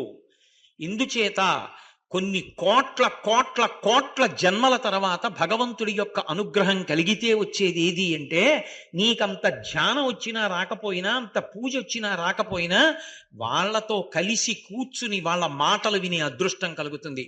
ఏ కారణానికైనా జార విడిచావా ఇక మళ్ళీ కోట్ల జన్మల వరకు వస్తుందని నమ్మకం లేదు. అందుకే పెద్దలు ఒక మాట చెప్తారు, సత్పురుషులతో ఉండేటటువంటి సహవాసమునకు ఉండేటటువంటి గొప్పతనం ఏమిటి అంటే, గంగా పాపం శశీతాపం దైన్యం కల్పతరుస్తథా పాపం తాపంచ దైన్యంచ హంతి సజ్జన దర్శనం అంటారు. బాగా నన్ను పాపాలు పట్టేసుకున్నాయండి, పూర్వం తెలియదు, అయ్యో ఎన్నో తప్పులు చేసేసానండి, ఎలా ఈ పాపాలు పోవడం అంటే, పాపం పోవాలంటే గంగా పాపం, గంగ దగ్గరికి వెళ్ళి గంగలో స్నానం చేస్తే పాపం పోతుంది. చాలా తాపంగా ఉందనుకోండి ఒక్కపోతగా, బయటికి వచ్చి కూర్చుని చంద్రబింబం వంక చూస్తే మంచి ఆహ్లాదంగా ఉంటుంది, తాపం పోతుంది. దీనత్వం ఉందనుకోండి, అయ్యో నాకు అది లేదు ఇది లేదు అది లేదు ఇది లేదు అని ఏడుపు ఉందనుకోండి, కల్పవృక్షం దగ్గరికి వెళ్ళి ప్రార్థన చేస్తే దైన్యం పోతుంది. భక్తి తత్పరుడైనటువంటి ఒక్క వ్యక్తి దగ్గరికి వెళ్ళి మీరు నిలబడి మాట్లాడగలిగినటువంటి చనువు మీకు ఏర్పడింది అనుకోండి, ఆయన మిమ్మల్ని చూడగానే పేరు పెట్టి పిలిచి దగ్గరికి కూర్చోపెట్టి మీతో మాట్లాడి పంపిస్తారనుకోండి, అంత చనువు మీకు ఏర్పడితే గంగా స్నానము చేత పాపము పోవడము, చంద్రదర్శనము చేత తాపము పోవడము, కల్పవృక్షము యొక్క అనుగ్రహము చేత దైన్యము పోవడము, మూడు ఒక్క భక్తి తత్పరుడైన వ్యక్తి యొక్క దర్శనము చేత పోతాయి. కాబట్టి పాపం తాపంచ దైన్యంచ హంతి సజ్జన దర్శనం. భక్తి తత్పరుడైనటువంటి ఒక సత్పురుషుడి యొక్క దర్శనం అంత గొప్పది, ఆయనతో కూడి ఉండడం అంత గొప్పది. అది అంత తేలికైన విషయం కాదు. మహాభారతంలో ధృతరాష్ట్రుడు అన్ని నీచ కృత్యాలు చేసినా కృష్ణ పరమాత్మ దివ్యమైన నేత్రములిచ్చి విశ్వరూప సందర్శనం చెయ్యగలిగినటువంటి యోగ్యత ఎందుకు ఇచ్చారు అని అడిగారు. ప్రతిరోజు విన్నా వినకపోయినా మహానుభావుడైనటువంటి విదురుణ్ణి కూర్చోపెట్టుకుని రాత్రిళ్ళు మంచి మాటలు వినేవాడు. ఒక సత్పురుషుడితోటి సహవాసం ఉంది కాబట్టి, పిలిస్తే విదురుడు వస్తాడు కాబట్టి, చెప్పమంటే చెప్తాడు కాబట్టి, చెప్పినప్పుడు విన్నాడు కాబట్టి, ఎంత పాపాత్ముడైనా ఎంత దుష్టుడైనా దివ్యనేత్రములనిచ్చి విశ్వరూప సందర్శనం ఇచ్చాడు కృష్ణ పరమాత్మ. సత్సంగత్వే నిస్సంగత్వం, నిస్సంగత్వే నిర్మోహత్వం, నిర్మోహత్వే నిశ్చలతత్వం, నిశ్చలతత్వే జీవన్ముక్తి అంటారు మోహముద్గరంలో శంకర భగవత్పాదులు. సత్పురుషులతోడి సహవాసము అంత గొప్పది. అసలు శాస్త్రంలో ఒక నిర్ధారణ చేశారు. నాకు ఏదో కారు లేదు, లేకపోతే సొంత ఇల్లు భూమి మీద లేదు, ఇవన్నీ వదిలేవయా. అసలు నీకు లభించడం అంటూ ఉంటే 4 దొరికాయా లెక్క పెట్టుకో. ఈ 4 నువ్వు టిక్కు పెట్టుకోగలిగితే నాకు ఈ 4 జీవితంలో దొరికాయి అన్నావా, నీ అంత అదృష్టవంతుడు లేడు, నీ మనుష్య జన్మ పండింది. ఇందులో 3 దొరకచ్చేమో కానీ 4 దొరకదు. ఏమిటో తెలుసా? అసారే ఖలు సంసారే సారమే తచ్చతుష్టయం. అసారమైనటువంటి సంసారం, మిగిలిందంతా అసారం. కొడుకుని కన్నా కూతురిని కన్నా ఏదో ఆలంచున్ మెడగట్టి దానికి నపత్య శ్రేణి కల్పించి తద్బాలవ్రాతము నిచ్చిపుచ్చుకొను సంబంధంబు కావించి అంటాడు దుర్జటి. ఓ కొడుకుని కూతుర్ని కన్నాను. ఎంతమంది ఇంట్లో? 2. కూతురికి పెళ్లి చేశాను, పంపించేశాను. ఎంతమంది ఉన్నారు ఇంట్లో? కొడుకోడే. కొడుక్కి పెళ్లి చేశాను, కోడల్ని తెచ్చుకున్నాను. కొడుకు కూతురు బదులు కూతురు, కొడుకు బదులు కొడుకు, కోడలు 2. ఇప్పుడు 2 వియ్యాలారు. ఇప్పుడు మనవలు, ముని మనవలు, ఆ మనవల వైపు నుంచి పెళ్లిళ్ళు, వాళ్ళ బంధువులు వీళ్ళ బంధువులు, జడల్లినట్టు అల్లుకుపోతున్నావు ఈశ్వరా, ఎప్పుడు ధరించానని అడిగాడు. కాబట్టి కొడుకులు పుట్టారు, కూతుళ్ళు పుట్టారు, అల్లుళ్ళు, పెళ్లిళ్ళు ఇవన్నీ వదిలిపెట్టవయా. సారే కలు సంసారే, లోకంలో ఇవన్నీ జరిగేవి. సారమే తచ్చతుష్టయం, 4 సారభూతములైనటువంటి ఉన్నాయి. అవి ఎప్పుడైనా చేశావా చెప్పు నీ దగ్గర. కాశ్యాం వాసః, కాశీలో వెళ్ళి ఎప్పుడైనా ఓ 9 రోజులు ఉన్నానని చెప్పగలవా? కాశీ పొలిమేర దాటకుండా 9 రోజులు కాశీలో ఉన్నాను చెప్పు. చెప్తే నీ మనుష్య జన్మ ఎత్తినందుకు 1 సాధించావు. అమ్మయ్యా, సారవంతమైనది 1 నేను జీవితంలో సాధించగలిగాను, 1 సాధించావు. కాబట్టి కాశ్యాం వాసః సతాం సంగో అంత తేలిక కాదు. సత్పురుషులతోడి సహవాసము కుదరదు. ఎందుకో తెలుసా? సత్పురుషులకుండే లక్షణం ఏమిటంటే ఏకాంతం కోరుకుంటారు. వాడికి ఊరికే ఇంటికి జనం రావడం, ఆ జనంతో మమేకమైపోవడం, వచ్చిన వాళ్ళందరితో మాట్లాడుతూ ఉండడం, నాకు ఇంత ఇన్ఫ్లుయెన్స్ ఉందంటూ ఉండడం, నా సర్కిల్ పెద్దదండం, ఈ పిచ్చ మాటలన్నీ వాళ్ళ దగ్గర ఉండవు. వాడికి ఎవడూ తలుపు కొట్టకుండా ఉంటే, ఎవడూ ఇంటికి రాకుండా ఉంటే వాడికి పరమ సంతోషం. ఎందుకని? ఓ శ్లోకం చదువుకుని పరవశించిపోతాడు, పూజ చేసుకుని సంతోషపడిపోతాడు, ప్రశాంతంగా కూర్చుని ఏవో 4 శ్లోకాలు తలుచుకుని తనలో తానే పరవశించిపోతాడు. ఎవడో వచ్చి అస్తమానం మాట్లాడుతున్నాడు అనుకోండి, వాడికి చిరాగ్గా ఉంటుంది. దిక్కుమాలిన కూడా ఇది ఇక్కడ ప్రారంభం రా, అస్తమానం ఎవడో వస్తాడంటాడు. అసలు నిజంగా భగవద్భక్తి తత్పరులైన వాళ్ళకి ఇంటికి అదే పనిగా జనం రావాలని కోరుకోరు. వాళ్ళు ఏకాంతాన్ని అభిలషిస్తారు. అందుకే అరణ్యాల్లోకి వెళ్ళిపోతారు, ఎవడు దగ్గరికి రాడని. అటువంటి సత్పురుషుడు నిన్ను దగ్గరికి ఎందుకు పెట్టుకుంటాడు? నిన్ను దగ్గరికి పెట్టుకుని నిన్ను చూడగానే పేరు పెట్టి పిలిచి ఎంతో ప్రేమ నీ మీద వ్యక్తం చేసి నీతో అంత అనుబంధం పెంచుకుంటాడా? ఒక్కనాటికి పెంచుకోడు. అలా పెంచుకుంటే జ్ఞాపకం పెట్టుకో, కొన్ని కోట్ల జన్మల తరువాత పరమేశ్వరుని యొక్క అనుగ్రహం కలిగిందని గుర్తు. ఎందుకని అంటే అది పెద్ద దూకు. ఆయనతో సహవాసం ఉన్నందుకు ఈశ్వరుడు పైకి ఎత్తేస్తాడంతే, లాగేస్తాడు. అందుకే దొరకదది. కాబట్టి కాశ్యాం వాసః సతాం సంగో గంగాభః. గంగాభః అంటే గంగలో స్నానం. ఎప్పుడైనా చేశావా గంగా స్నానం? చేసుంటే చెప్పు, ఇంకో మెట్టెక్కావు. శంభుసేవనం, పరమశివుడి పూజ కానీ పరమశివుడి సేవ కానీ ఎప్పుడైనా చేశావా? నేను పరవశంతో చేశానండి. ఉత్తుత్తి పూజ, నోటి పూజల గురించి నేను మాట్లాడటం లేదు. ఆ పనికిమాలిన పూజలు చాలా చోట్ల కనబడతాయి. పరవశంతో మనసు పెట్టి చేసిన పూజ ఉన్నదా? ఒక్క రోజైనా నిజంగా నువ్వు పూజ చేస్తున్నప్పుడు కన్నుల వెంట ఆనంద భాష్పములు కారి కంఠం గాగ్గదికమై మాట రాక నువ్వు పూజలో కూర్చుండిపోయినటువంటి రోజు ఎప్పుడైనా ఉందా? ఆ పూజ చేస్తున్నప్పుడు ఇంత అనుగ్రహమా తండ్రి, లోకం కోసం కంఠం నల్లబడినా చూసుకోకుండా హాలాహలం పుచ్చుకున్నావా అని ఎప్పుడైనా నీ కన్నుల వెంట నీళ్లు కారి కంఠం గాగ్గదికమైపోయి ముక్కంబట నీళ్ళొచ్చి తలకాయ జిమ్మని లాగి నిప్పెట్టి ఆగిపోయి ఎవరైనా చూస్తారని ఉత్తరీయం పెట్టి కళ్ళు తుడుచుకుని ముక్కు కారిపోతుంటే చేతిగుడ్డతో తుడుచుకుని చేతులు కడుక్కుని పూజ ఎప్పుడైనా చేశావా? భగవంతుని యొక్క అనుగ్రహం తలుచుకుని కళ్ళ నీళ్లు కారాయా? అలా అయితే చెప్పు, ఇంకోటి ఎక్కేవు సారభూతమైనది జీవితంలో.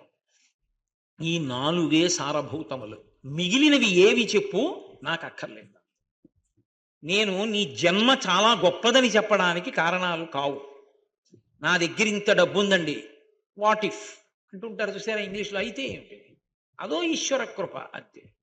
ఎన్నాళ్ళు నువ్వు ఉన్నన్నాళ్ళు, తర్వాత ఎవరి పూర్వజన్మ పుణ్యక్షేమైంది అంతే. మంచి అధికారంలో ఉన్నానండి, ఎన్నాళ్ళు ఉంటే 60 ఏళ్ళు, తర్వాత పేరు ముందు ఎక్స్ వస్తుందిగా, మాజీ. మరి ఎప్పటికీ ధరించిపోయేది ఎప్పుడు? ఆఖరికి మాట తడబడిపోతున్నా కూడా కళ్ళు మూసుకుంటే లోపల భగవంతుణ్ణి చూసి తరించిపోగలిగిన స్థితి కలిగితే వాడి జన్మ పండింది. ఈ 4 సారభూతములు. అసారే ఖలు సంసారే సారమే తచ్చతుష్టయం. 4 మొదటిది కాశ్యాం వాసః సతాం సంగో, సత్పురుషుల యొక్క స్నేహం, గంగాభః గంగా స్నానం.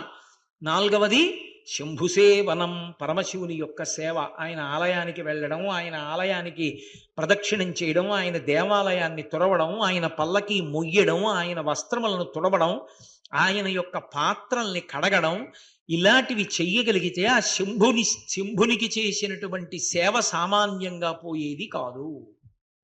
కాబట్టి శంభుసేవనం ఈ 4 చేసినది ఉంటే చెప్పు. అబ్బా నిన్ను కౌగిలించుకోవాలో, నీ కాళ్ళకి దండం పెట్టాలంటాడు. కాదు, నాకు 3 కొడుకులు ఉన్నారండి, అల్లుళ్ళు మాకు 2 కూతుళ్ళండి, అల్లుళ్ళు కొడుకుల్లా ఉంటారండి, కొడుకులు కొడుకున్నరలా ఉంటారండి, ఇవన్నీ చెప్పకు. చాలా మంది ఉన్నారు అలాంటి వాళ్ళు. ఇవద్దు. ఈ ఏడాది ఇది చెప్పావు, వచ్చే ఏడాది ఉపన్యాసానికి వచ్చినప్పుడు మా అల్లుడంతా పనికి మాలిన వాళ్ళు లేడండి అంటావు. అవి కాదు. గంగా స్నానం చేశాను, 9 రోజులు కాశీలో ఉన్నానంటావా చెప్పు, సంతోషిస్తాం అంతే. అని నేనంటలేదు మహాప్రభు, నాకేదో చెప్పమని నేను మిమ్మల్ని పొగుడుతానని నేను అంటలే, నేనెంతటి వాడిని. శాస్త్రం అంటోంది ఆ మాట. కాబట్టి అది అంత గొప్పది. అందుకే ప్రయత్నపూర్వకంగా చెయ్యవలసినటువంటి పనులు కొన్ని చెప్పింది శాస్త్రం. ఇవి నీ ప్రయత్నంతో సాధించుకో. నువ్వు ప్రయత్నం చెయ్యకపోతే మాత్రం సాధన జరగదు. ఎందుకో తెలుసా? సత్పురుషుల దగ్గరికి వెళ్ళినప్పుడు మొదట లభించేది ఏది అంటే, అంత ప్రేమగా ఏం కౌగిలించేసుకుని మాట్లాడరు. ఏం కావాలి, ఎందుకు వచ్చావు, ఏమిటి అని తొందరగా పంపించడానికే ప్రయత్నిస్తారు. ఎందుకంటే ఆయన ఇంకో శ్లోకం చదువుకోవడమో ఇంకాసేపు జపం చేసుకోవడమో చేసుకుంటాడు. అందుకని ఆయనకి ఏమంత ఇష్టం ఉండదు ఊరికే మాట్లాడుతూ కూర్చోవడం. కానీ నువ్వే ప్రయత్నం చేసుకుని ఆయన నిన్ను చూడగానే ప్రేమతో పిలిచేటట్టు నువ్వు ప్రవర్తించాలి. అంతేవాసిత్వం పొందగలగాలి. దాని కొరకు అని చెప్పి దుర్జన సాంగత్యం, ప్రయత్నపూర్వకంగా దుష్టులైనటువంటి వారి స్నేహము లేకుండా దూరంగా జరిపేయాలి. దుష్టుల స్నేహం అన్నది చేయకూడదు జీవితంలో. 2వది కురు సజ్జన సంగమం. ఎప్పుడూ కూడా ఆయన మంచి సత్పురుషుడు అంటే ఒక్కసారి చూడడం, నమస్కారం చేయడం, ఆయన అనుగ్రహం పొందడానికి ప్రయత్నం జీవితంలో జరిగి తీరాలి. ఆ మాటలు వినడం, ఆ పుస్తకాలు చదువుకోవడం, దాన్ని అనుష్ఠానం చేయడం సత్పురుషులతోటి సహవాసము కన్నా గొప్పది లోకమునందు లేదు. అది ఈశ్వర లోకంలో నిన్ను కూర్చోబెడుతుంది తీసుకెళ్ళి. ఆయన మాటలు చాలు వినగలగడం అదృష్టం. అక్కడికి వెళ్ళి కూర్చుని ఆయన మాట్లాడుతుంటే వినడం అంటే అంత తేలిక కాదు. ఎవరికీ పట్టని భాగ్యం నీకు పట్టిందని గుర్తు. కాబట్టి తప్పకుండా చెయ్యి. కురు పుణ్యమహోరాత్రం. 3వది రేపు చేద్దాం లేని విడిచిపెట్టకు. ఇది చేస్తే పుణ్యం వస్తుందన్న పని రాత్రైనా పగలైనా ఎప్పుడైనా సరే చేసే వెంటనే. శరీరం అనిత్యం, ఉంటుందో ఉండదో రేపు చేయడానికి, చేసేయి, వెంటనే చేసేసాయి ఆ పని. కురు పుణ్య మహోరాత్రం స్మర నిత్యానిత్య విశేషణం.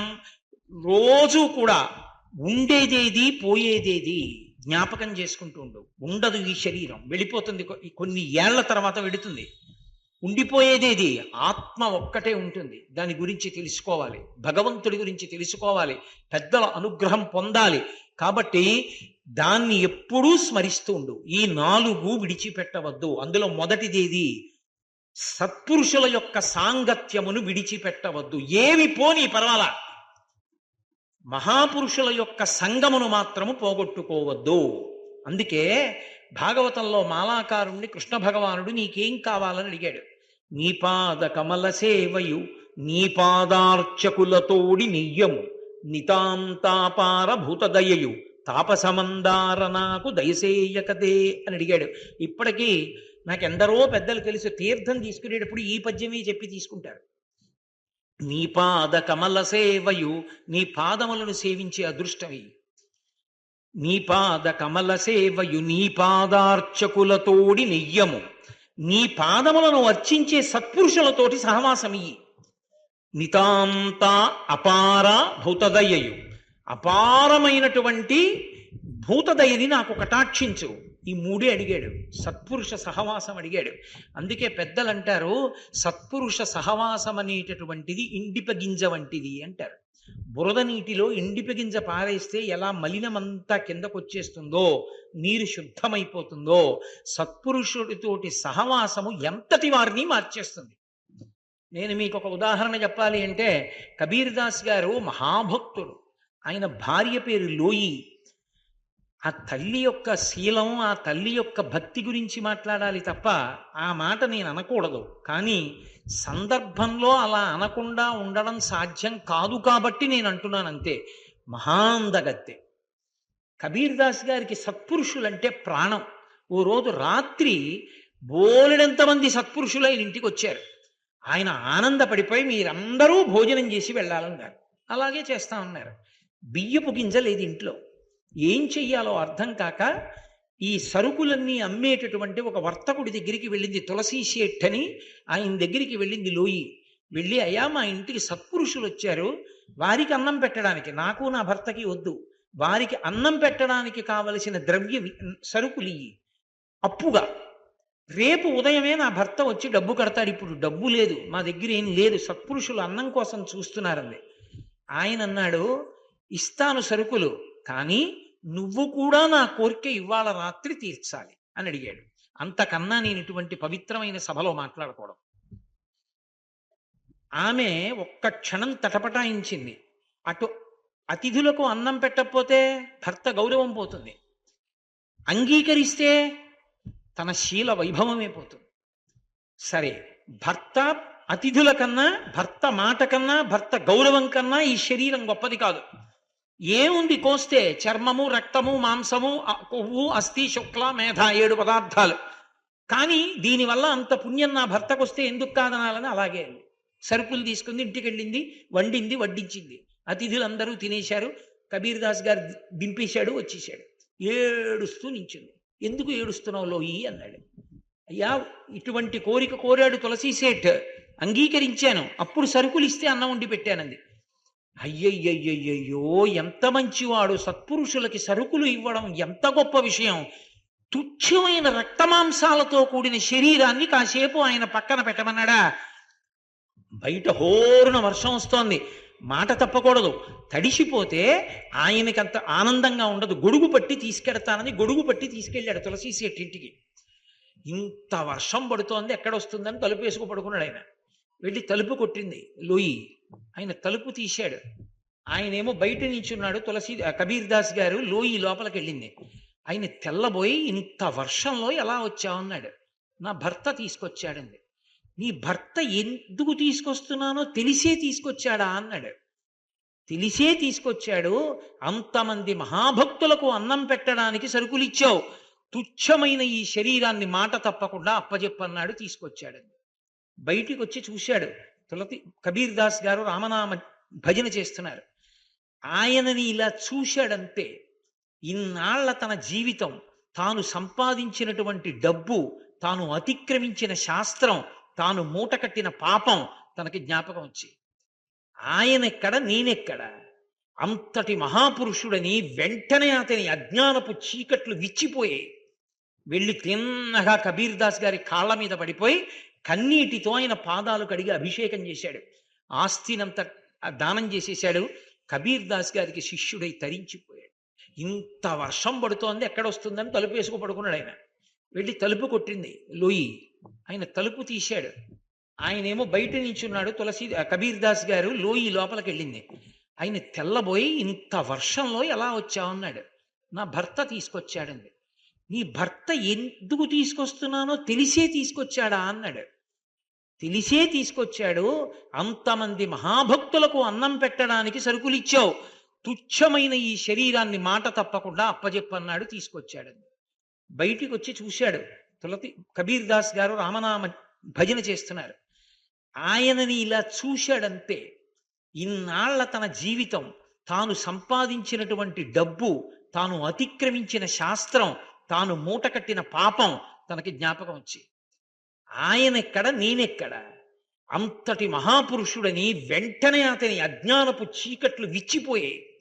వెళ్ళి తిన్నగా కబీర్ దాస్ గారి కాళ్ళ మీద పడిపోయి కన్నీటితో ఆయన పాదాలు కడిగి అభిషేకం చేశాడు. ఆస్తినంత దానం చేసేశాడు. కబీర్ దాస్ గారికి శిష్యుడై తరించిపోయాడు.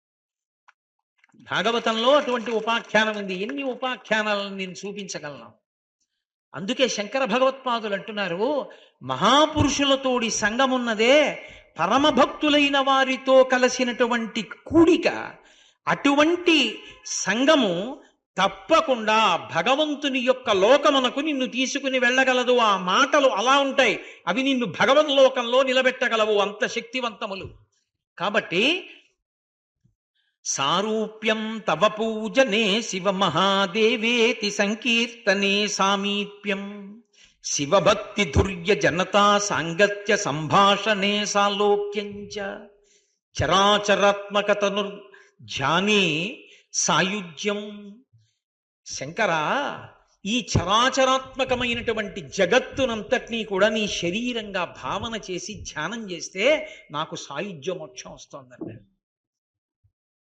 ఈ చరాచరాత్మకమైన ప్రపంచం అంటే, చరాచరములు అంటే స్థావర జంగమములు అని పేరు. స్థావరములు అంటే కదలని వాటిని అన్నింటినీ స్థావరములు అంటారు. చెట్లు ఉన్నాయనుకోండి కదలవు, అలాగే భూమిలోంచి లేచి అలాగే ఉంటాయి. మేక వచ్చి మీదపడి ఆకులు తినేనివ్వండి, రాళ్లు పెట్టి కొట్టనివ్వండి, గొడ్డలి పెట్టి నరకనివ్వండి, ఒక్క అడుగు దాటి వెళ్ళదు, కదలకుండా ఉండిపోతుంది. కాబట్టి దాన్ని స్థావరం అంటారు. కదిలి వెళ్ళిపోయేటటువంటి వాటిని అన్నింటినీ జంగమములు అంటారు. ఇప్పుడు మనం ఉన్నాం అనుకోండి, మన జంగమములు అంటారు, ఎందుకంటే మనం కదిలి వెళ్ళిపోతాం. స్థావర జంగమాత్మకమైనటువంటి ఈ సమస్త ప్రపంచము పరమశివుని యొక్క శరీరం. ఆ మాట అంత తేలిక కాదు అనడం. ఎందుకో తెలుసా? ఆ మాట అన్ననాడు నిన్ను తిట్టిన వాణ్ణి కూడా నువ్వు చెనకడానికి ఇష్టపడవు. అది ఎంత స్థాయిలో ఉంటుందంటే, నేను ఏదో తింటున్నాను అనుకోండి, తింటున్నప్పుడు పొరపాటున నాలుక నా పళ్ళ మధ్యలో పడింది. పడితే ఇప్పుడు నా పళ్ళే నా నాలుకే, నా పళ్ళు నవ్వులుతున్నప్పుడే నా నాలుకే పళ్ళ మధ్యలోకి వెళ్ళింది, పళ్ళు కొరికేసాయి. ఇప్పుడు ఓసి దిక్కుమాలిన నాలుక, చూసుకోవద్దే, పళ్ళ మధ్యలోకి ఎందుకు వెళ్ళావు కొరకవు అని నాలుకని తిడతానా? అమాయకమైన నాలుక, మెత్తటి నాలుక మీ పళ్ళ మధ్యలోకి అన్నాన్ని తోస్తూ రుచి చెప్తూ ఉంటుందే, మాట్లాడడానికి ఉపయోగపడుతుంది, దాన్ని ఎందుకు కొరికారు అని పళ్ళు పటకార పెట్టి పీకేనా? రెండూ చేయను. ఎందుకని? పళ్ళు నావే, నాలుక నాదే, కాబట్టి ఓర్చుకుంటాను. మహాత్ములైన వారు రెండూ నావైనప్పుడు నేను ఎలా ఓర్చుకున్నానో అలా భగవద్విరుద్ధంగా ప్రవర్తిస్తూ, భక్తికి వ్యతిరేకంగా ప్రవర్తిస్తూ, ఉద్ధతితో ప్రవర్తించే వాళ్ళని కూడా శివస్వరూపమే, అదిగో నా పళ్ళు నా నాలుకే అన్నట్లుగా భరిస్తారు తప్ప అంతా శివమయం జగత్, శివుడు కానిది లేదు అంటారు. ఆ భావనకి వెళ్ళిపోవడం అంటే నేను నోటితో చెప్పినంత తేలిక విషయం కాదు. రమణ మహర్షి ఒకప్పుడు తన పర్ణశాలలో ఉన్నారు అరుణాచలంలో. పర్ణశాల అంటే చిన్న తాటాకుల పందిరి, దానికి తలుపు ఉండేదో కిటికీ ఉండేదో, అందులో ఉండేవారు. దొంగలు వచ్చారు రాత్రి, వచ్చి తలుపు కొట్టారు. ఆ కిటికీ తలుపు తీశారు. ఎవరు మీరని అడిగారు. మేము దొంగలం అన్నారు. ఏం కావాలి అంటే లోపల ఉన్నవి దోచుకుంటాం, రండి అని తలుపు తీసి స్వాగతం, లోపలికి రండి. నమచ్చోరాయచ తస్కరాణం పతయే నమో నమో అని కదా. తస్కరుడి రూపంలో, దొంగ రూపంలో వచ్చేవాడు పరమశివుడే. కాబట్టి స్వాగతం, హే శంభో రండి అన్నారు. వాళ్ళు అన్నారు, నీకు బుద్ధి ఉందా లేదా, దొంగలం వచ్చామంటే తలుపులు తీస్తామేంటి? తలుపులు వేసేసి అరు దొంగలు దొంగలు దొంగలు అన్నారు.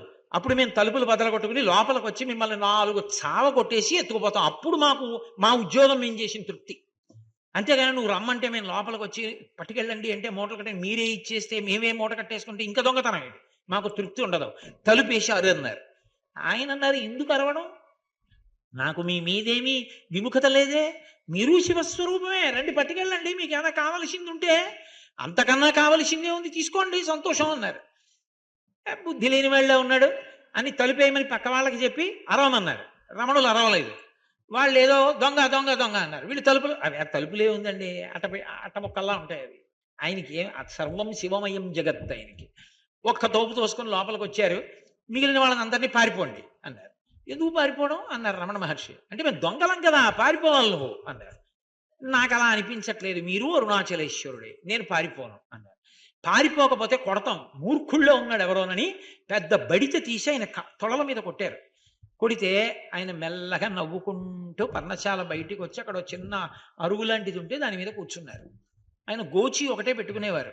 ఆ చుట్టూ ఉన్న అంతేవాసులు చూసి, హే భగవన్, మీ తొడల మీద ఇంతంత తట్లు తేరాయి, అంత దెబ్బలు కొట్టారా, అనండి, ఆ లోపల ఉన్న దొంగల్ని ముక్క ముక్కలుగా కొట్టేస్తా ఉన్నారు. ఆయన అన్నారు, ఇందాక నేను చెప్పిన ఉపమానం చెప్పి, నేను అన్నం తింటున్నప్పుడు పళ్ళ కింద నాలుక పడితే పంటిదా తప్పు నాలుకదా తప్పు, నావే కాబట్టి సహిస్తాను. మూర్ఖుడు దొంగ రూపంలో ఉన్న పరమశివుడు వాళ్ళు, నన్ను ఏదో సేవించి తరించాలనుకున్న శివరూపంలో ఉన్నవాళ్ళు మీరు. వాడు శివుడే, మీరు శివుడే, నాకెవరి మీద ద్వేషం లేదు, వారికి కావలసింది తీసుకొనివ్వండి. అది స్థావర జంగమాత్మకంగా ప్రపంచాన్నంతటినీ శివతనువుగా చూడగలగడం. అలా చూడగలిగితే ఇప్పుడు అందులో నేను అంతర్భాగమే. కోటేశ్వరారు, మీరు ఈ గోర, మీరు ఈ వేల, మీరు ఈ అరిచెయ్య, మీరు ఈ మణికట్ట, మీరు ఈ చెయ్య, లేకపోతే మీరు మోచెయ్య, మీరు భుజమా, మీరు పొట్ట, మీరు గుండె అంటే నేనేం చెప్పను, అవన్నీ కలిస్తేనే నేను. శివుడు ఎవరు? స్థావర జంగమములన్నీ కలిసి శివుడు. అందులో నేను ఉన్నానా లేదా? అప్పుడు ఇంకా నేను వేరేలా అయ్యాను, అందులోనే నేనున్నాను. కాబట్టి సాయుజ్యం, నేను నీలో కలిసిపోలా, కాబట్టి నీలో నేను ఒకడమైపోయాను. శివ, ఈ సమస్త ప్రపంచము కలిపి నువ్వుగా నేను చూసినప్పుడు అందులో నేను ఒకడను కనుక నాకు సాయుధ్యం ఇక్కడే లభించింది. నేను నీలో ఐక్యమైపోయే ఉన్నాను, వేరుగా లేను. అసలు ఏమి ఉదాత్తమైన భావనలండి. అలా చెప్పిన కవి ఎవరు? జగద్గురువులు కనుక, మహాపురుషులు కనుక, లోకాన్ని ఉద్ధరించడానికి అసలు మనిషి భావన సంస్కారం ఎలా ఉండాలో, ఎంత వైభవోపేతంగా ఆలోచించాలో, ఎలా ఈశ్వరుణ్ణి పూజ చెయ్యాలో మనందరి కొరకు అద్భుతంగా చూపించారు. కాబట్టి అటువంటి స్థితి నాకు ఇప్పుడే ఇక్కడే లభించింది. లభించినప్పుడు నీ పూజ చేస్తున్నప్పుడు సారూప్య మోక్షం వచ్చింది. నేను నీకు సంబంధించినటువంటి కీర్తన చేసినప్పుడు నాకు సామీప్యం వచ్చింది. నీ భక్తులతో మాట్లాడినప్పుడు సాలోక్యం వచ్చింది. స్థావర జంగమాత్మకమైనటువంటి ప్రపంచాన్నంతటినీ శివరూపంగా చూసినప్పుడు నాకు సాక్షాత్తుగా అదిగో సాయుధ్యం వచ్చింది. కాబట్టి ఈశ్వర, ఎవడైనా ఒక మోక్షం పొందగలడు. నేను సారూప్య, సామీప్య, సాలోక్య, సాయుధ్య మోక్షములు 4 ఇక్కడే ఇప్పుడే ఈ క్షణంలోనే అనుభవించాను. కాబట్టి ఈశ్వర, కృతార్థోస్మ్యహం, నేను కృతార్థుడను. అంటే ఏది పొందాలో అది పొందినవాడను.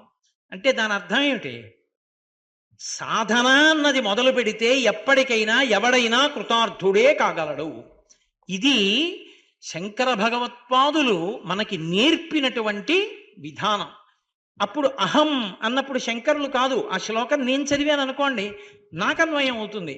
కనీసంలో కనీసం పూజ చేసినప్పుడో, భగవద్భక్తులతో సహవాసంలోనో, కీర్తన చేసినప్పుడో లోకాన్నంతటినీ శివస్వరూపంగా చూడగలిగినటువంటి ప్రజ్ఞా విశేషాన్ని బుద్ధి వైభవంగా పొందడానికి చేసేటటువంటి ప్రయత్న రూపమే సాధన కనుక ఆ సాధన ఎలా పరిణమించి చిట్ట చివర మనుష్య జన్మ సార్థక్యానికి పనికి రావాలో శంకర భగవత్పాదులు ఉపదేశంగా ఈ శ్లోకంలో మనందరికీ ఆవిష్కరించారు. ఎక్కడ నేను చెప్తున్నాను మీరు వినండి అనరు, అది వారి వినయం. వారు అంత మర్యాదగా మాట్లాడతారు. నేను ఇంత గొప్పవాణ్ణి, మీకేం తెలియవు, నాకే తెలుసు, నేను అనుభవించాను, మీరు ప్రయత్నించండి, మీరు ఎందుకు పనికొస్తారు, అలా మాట్లాడరు శంకర్లు. వారు మాట్లాడితే అంత లలితమైనటువంటి భాషలో అంత మర్యాదతో అవతలవాడు పరమ సంతోషాన్ని పొంది తాను కూడా ఆ మార్గంలో ప్రయాణించేటట్లు మాట్లాడతారు. అసలు నిజంగా శంకరుల యొక్క వినయం చూస్తే అంతటి మహానుభావుడు 32 సంవత్సరముల వయస్సులో ప్రస్థానత్రయానికి భాష్యమిచ్చి వ్యాసమహర్షి దర్శనం చేసి వ్యాసుడితో సంవాదం చేసి బ్రహ్మసూత్రాల వంటి వాటికి కూడా భాష్యాన్ని ప్రచారం చేసి ఎన్నో స్తోత్రాలనిచ్చి కైలాసానికి వెళ్ళి 5 లింగాలు తెచ్చి అమ్మవారి అనుగ్రహంగా సౌందర్యలహరి తెచ్చి ఎన్నో చోట్ల దేవాలయాలలో ఉన్నటువంటి మూర్తుల తేజస్సు ఎక్కువైతే ఆ తేజస్సుని తగ్గించి మళ్ళీ వాటిని ప్రసన్న రూపాలుగా ఉండేటట్టుగా అనుగ్రహించి ఎన్నో విషయాలు మనకి నేర్పినటువంటి శంకర భగవత్పాదులు ఏదైనా మాట్లాడినప్పుడు నిజంగా నేనింతటి వాణ్ణన్న మాట ఒక్క చోట అనరు. ఎంత వినయంగా మాట్లాడతారో. అసలు వినయంగా ఉండడము అంటే శంకరాచార్యుల వారి యొక్క మాటలు చూసి నేర్చుకోవాలి. అంతటా ఆయన అలా మాట్లాడితే నా బతుక్కి నాకేమొచ్చని నేను పెద్ద అహంకారంతో మాట్లాడను అనిపిస్తుంది. ఒక్క పుస్తకం రాస్తాడు, ఎంత విరగబాటో, యుక్తాయుక్త విచక్షణ ఉండదు ప్రవర్తనకి. ఎందుకు అహంకారం? శంకర భగవత్పాదుల్ని చూసి నేర్చుకోవాలి, ఎలా బతకాలో, వినయం అంటే ఎలా ఉండాలో తెలుసుకోవాలి. ఒక చోట అంటారు ఆయన, స్మృతౌ శాస్త్రే వైద్యే శకున కవిత గాన పండితౌ పురాణే మంత్రే వా స్తుతి నటన హాస్యేష్వచతుర కథం రాజ్ఞాం ప్రీతిర్భవతి మయి కోహం పశుపతే పశుం మాం సర్వజ్ఞ ప్రథిత కృపయా పాలయ విభో అంటారు. ప్రథిత అంటారు. ప్రథిత అంటే సర్వజ్ఞుడా, అన్నీ తెలిసిన్నవాడా, ఓ ప్రభో, పరమశివ, సర్వవ్యాపక, విభూ అంటే తండ్రి, శివ అని పిలిచి ఒక మాట చెప్తున్నారు. ఈశ్వర, నన్ను రాజులు ఎవరు మెచ్చుకోరు. ఎందుకు మెచ్చుకోరో తెలుసా? స్మృతౌ, నాకేం స్మృతులు రావు. శంకరాచార్యుల వారికి రాంది. ఆయనే నడిచి వెళ్ళినటువంటి సరస్వతీ స్వరూపం. అసలు ఆ మాటకొస్తే సరస్వతీదేవిని వనదుర్గ మంత్రాలతో కట్టి శృంగేరిలో ప్రతిష్ఠ చేసిన మహాపురుషులు. అటువంటి శంకరాచార్యుల వారికి స్మృతి తెలీదా? కానీ ఆయన వినయం అటువంటిది. నాకేం తెలుసు అంటారు. నిజంగా ఆయన అన్నీ తెలుసున్నవాడు అని ఎప్పుడు అనాలంటే, నాకేం తెలుసండి అన్నవాడెవడో వాడు వినయం ఉన్నవాడు. అందుకే శాస్త్రంలో గురు శిష్యులకు 2 పేర్లు ఉన్నాయి. గురువుని వినేయుడు అంటారు, శిష్యుణ్ణి వినీతుడు అంటారు. చదువు నేర్పి వదిలేయడం కాదు, వినయంగా ఉండడం నేర్పాలి శిష్యుడికి. వినయం గురువు గారి దగ్గర నేర్చుకున్నాడు కాబట్టి వినీతుడు. గురువు గారు వినయాన్ని నేర్పి తన గురువు దగ్గర అంత వినయంగా ఉంటారు కాబట్టి వినేయుడు. అసలు ఆ వినయం లేని విద్య పనికి మాలిన విద్య. అందుకే స్మృతౌ, ఈశ్వర నాకు స్మృతులేం తెలుసు. స్మృతులంటే వేదంలో ఉండేటటువంటి మంత్రాలనే క్రోడీకరించి మహర్షులు స్మృతులుగా తీసుకొస్తారు. గౌతమ స్మృతి, యాజ్ఞవల్క స్మృతి, అత్రి స్మృతి, మనుస్మృతి, ఇలా స్మృతి గ్రంథాలు వస్తాయి. కాళిదాస మహాకవి అంటాడు, శృతేరివార్ధం స్మృతిరన్వగచ్చత్ అంటాడు. ఆవు వెంట దూడ ఎలా వెడుతుందో వేదం వెంట స్మృతి అలా నడుస్తుంది. కాబట్టి నాకు ఆ స్మృతులు రావు. శాస్త్రే, శాస్త్రం అంటే శాసనాత్ శంసనాత్ ఇది శాస్త్రం, భయపడకుండా రాజశాసనంలా చెప్తుంది. అంటే వేదం. నాకు వేదమేం తెలియదు, శంకరాచార్యుల వారికి తెలియదు వేదం, ఆయనకి తెలియని విషయమా? కానీ నాకేమొచ్చు అంటారు. శాస్త్రే వైద్యే, కొంతమందికి వైద్యశాస్త్రం వస్తుంది. వైద్యశాస్త్రం వస్తే రాజులు పెద్దవాళ్ళు పిలిచి ఏమైనా వైద్యం చేయించుకుని గౌరవిస్తారు. నాకు ఆ వైద్యశాస్త్రము రాదు. శంకర భగవత్పాదులంతటి మహానుభావుడు చెప్తున్న మాట, స్మృతౌ శాస్త్రే వైద్యే శకున కవిత గాన పండితౌ. నాకు శకున శాస్త్రం రాదు. ఒక్కొక్కడు ఏదో ఏమండి పిల్లి ఇలా పరిగెత్తింది, ఏమైనా అవుతుందా అంటే పిల్లి ఇలా పరిగెత్తిందా అని ఆ పక్షిని బట్టి, మృగాన్ని బట్టి, దాన్ని బట్టి, శకునాన్ని బట్టి శాస్త్రం చెప్తారు. అది ఏం మామూలుదనుకోకండి. శకున శాస్త్రం ఏమిటండి అనకండి. మీరు రామాయణాది కావ్యములను పరిశీలించండి. శకున శాస్త్రం ఎంత పరమ సత్యమో మీకు అర్థమవుతుంది. అసలు మనం ఏమీ చదవకుండా, మనం దాని గురించి ఏమీ తెలుసుకోకుండా, మన నోటికి వచ్చింది కదా అని పరమేశ్వరుడు నోరిచ్చాడు కదా అని తీర్పు చెప్పి మాట్లాడకూడదు. నువ్వు ఆ శాస్త్రం ఏమైనా చదివావా? వైద్య శాస్త్రం డొల్ల అనడానికి నువ్వు చదివావా వైద్య శాస్త్రం? రామాయణం డొల్ల, నువ్వు చదివావా రామాయణం? అసలు నువ్వు చదివితే కదా అది ఎంతవరకు గొప్పదో చెప్పడానికి. నువ్వు ఏమీ చదవకుండా తీర్పు చెప్తే అంతకన్నా అసహ్యకరమైన విషయం లోకంలో ఇంకోటి ఉంటుందా? శకున శాస్త్రం ఏమిటండి? ఉత్తిది ఏంటంటే శాస్త్రం. నువ్వు ఎప్పుడైనా చదివావా? అసలు శకున శాస్త్రం మీ ఇంట్లో ఉందా? ఎక్కడుందో పుస్తకం నీకు తెలుసా? మరి నువ్వు ఎందుకు మాట్లాడతావు ఎక్కువ? ఇవాళ లోకంలో ఏర్పడిపోయిన పోకడ ఇది. కాబట్టి శకునము రామాయణంలో మీరు పరిశీలిస్తే, రాక్షసులు రావణాసురుని యొక్క కుమారులు మొదలైన వారు యుద్ధానికి బయలుదేరినప్పుడు ఎన్నెన్ని శకునములు కనపడ్డాయో చెప్తారు మహర్షి. ఆ శకునములు కనపడితే ఇక వెనక్కి వెళ్ళడం అంతఃపురంలోకి. రాముడు యుద్ధానికి బయలుదేరితే ఏ శకునాలు కనపడ్డాయో చెప్తారు. మీరు ఏ పురాణం చూడండి, రాక్షసుడు పుడితే శకునం చెప్తారు, పరమాత్మ అవతార స్వీకారం చేస్తే శకునాలు చెప్తారు. శకునమునకు ఖచ్చితంగా ఫలితం ఉంటుంది. ఆ శకున శాస్త్రం నాకు రాదు శంకరులు అంటున్నమాట. కాబట్టి శకున కవిత్వం చెప్పడం రాదు, ఛందోబద్ధంగా 4 పద్యాలు రాయడం నాకు రాదు అని ఎవరు? శివానంద లహరి రాసిన శంకరాచార్యులు వారు. ఆయన వినయం అటువంటిది. శకున కవిత గాన పండితవు, మంచి పాట పాడడం అది రాదు అంటున్నారు. కానీ నిజంగా శంకరాచార్యుల వారికి ఎంత సంగీత శాస్త్రం వచ్చో తెలుసుకోవాలంటే సౌందర్యలహరి చదివితే తెలుస్తుంది ఆయనకి ఎంత సంగీత శాస్త్రం వచ్చో. గాన పండితవు, వేదిక నెక్కి 4 మాటలు మాట్లాడడం. భూపసభాంతరాళమన పుష్కళవాక్చతురత్వమాజి బాహాపట శక్తియున్ యశమునందనురక్తియు ప్రకృతి సిద్ధగుణంబులు సజ్జనాళికిన్ అంటాడు భర్తృహరి. లోపల ఎన్ని విషయాలున్నా పెద్ద సభకొచ్చి కూర్చుని మాట్లాడుతున్నప్పుడు పుష్కళమైనటువంటి వాక్చతురత్వము కలిగి ఉండాలి అంటే అదో పరమేశ్వరుడు యొక్క అనుగ్రహం. శంకర నాకు సభల్లో మాట్లాడడం రాదు, ఒక్క మాట పెగలదు. ఎవరు ఆ మాట అంటున్నది? ఆసేతు హిమాచల పర్యంతము భారతదేశమంతా 3 మాటలు పాదచారి అయి పర్యటించి అవైదికమైన వాదనలను ఖండించి సరస్వతీదేవితో వాదించి గెలిచి సర్వజ్ఞ పీఠారోహణం చేసిన శంకర భగవత్పాదులు నాకేం రాదని చెప్తున్నారు. నాకేం మాట్లాడడం రాదు. శకున కవిత గాన పండితౌ పురాణే మంత్రే వాస్తుతి నటన హాస్యేష్వ చతుర్రః. పోనీ పురాణం వచ్చా? నాకు అది రాదు, పురాణం చెప్పడము రాదు, నేను ఏ పురాణం చదువుకోలేదు. శంకరాచార్యుల వారా చదువుకోండి. మంత్రేవా, పోనీ ఏమైనా మంత్రాలు వచ్చా నాకు? ఆ మంత్రాన్ని అనుసంధానం చేసి ఏమైనా ఫలితాన్ని సాధించడం వచ్చా? ఒక్కొక్క దానికి ఒక్కొక్క ప్రక్రియ ఉంటుంది. ఇందాక నేను మీతో మనవి చేశానే, రుద్రము జపం చేయవచ్చు అని. చంద్రశేఖర భారతీ స్వామి వారు ఒకప్పుడు చెప్పారు, ఎందుకులా బెంగ పెట్టుకుంటావు, ఇక్కడ కూర్చుని జపం చేసి తీర్థం మీ ఆవిడికి ఇస్తున్నానని విడిచిపెట్టు, అనారోగ్యం తగ్గుతుందన్నారు. ఒక బ్రాహ్మణుడు అక్కడ రుద్రాధ్యాయాన్ని జపం చేసి భార్యకి ఇస్తున్నానని నీళ్లు విడిచిపెట్టేవాడు 3 మాటలు. ఆవిడ పుచ్చుకుంటోందని ఇంట్లో ఉన్న ఆవిడికి జబ్బు తగ్గింది. నీకు అలా చెయ్యడం వస్తేను. కాబట్టి మంత్రేవా, నాకు ఏ మంత్రము చేత కాదు. స్తుతి, పోని పొగడ్డం అది రాదు. పొగడ్డం ఎందుకండి? పొగడ్డం పొరపాటు కదా. అనవసరంగా అవతల వాడిని పొగిడితే అసలు ఏదైనా ఒక మాదక ద్రవ్యం ముచ్చుకున్నాడు అనుకోండి, 1 గంట 2 రోజులు 3 రోజులు ఉంటుంది మత్తు. బతికున్నన్నాళ్ళు మత్తులో ఉండి గోతులో పడిపోయేటట్టుగా చేసేది ఏదంటే పొగట్టే.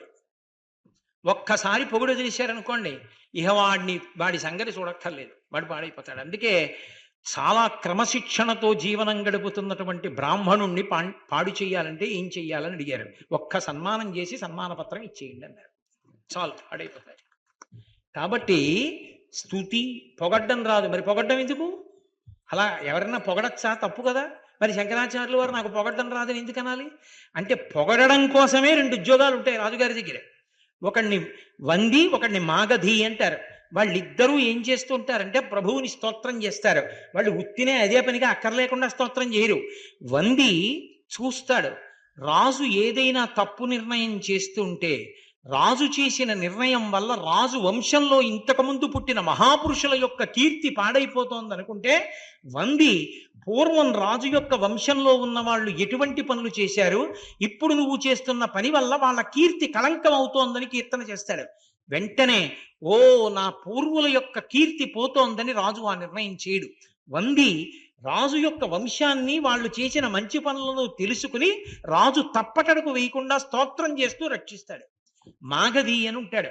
మాగది రాజు చేస్తున్న నిర్ణయం వల్ల దేశ ప్రజలకు ఏదైనా ఇబ్బంది కలుగుతుంది అంటే స్తోత్రపాఠం చేస్తూనే ఆ చేసిన పని వల్ల ప్రజలకి ఇబ్బంది ఎలా వస్తుందో చెప్తాడు. చెప్తే నేను ఇది చెయ్యకూడదని రాజు నిర్ణయాన్ని సవరించుకుంటాడు. స్తోత్ర రూపంలో రాజు తప్పటడుగు లేకుండా చూడ్డానికి ఇద్దరు ఉంటారు స్తుతి పాఠానికి, వంది మాగది. అంతేగాని వాళ్ళిద్దరూ ఉత్తినే అదే పనిగా స్తోత్రం చేయడానికి ఏమి ఉండరు. వాళ్ళు రాజు పాడవకుండా కాపాడతారు వాళ్ళిద్దరు. అందుకని అది స్తుతి. అది చేయడం అంటే అశిధారావ్రతం అంత తేలికైనటువంటి విషయం కాదు. అది కత్తుల మీద నడక. రాజు దగ్గర అంత జాగ్రత్తగా మాట్లాడాలి, రాజు తప్పు చేయకుండా చూసుకుంటూ ఉండాలి. అలా స్తుతి చేయడం నాకు రాదు. నటన పోని ఏదో నటన చేసి ఏదో అంటే కాసేపు రంగస్థలం మీద ఉండి అందరినీ మెప్పించగలనా, నాకు అది రాదు. స్తుతి నటన హాస్యేశ్వ చతుర్రహ. పోని హాస్యం ఆడడం, హాస్యం అని చెప్పేసి మనకు అవధానాల్లో కూడా ఉంటుంది. అప్రస్తుతంగా మాట్లాడుతూ కాస్త హాస్యాన్ని మేళవిస్తూ ఉంటారు.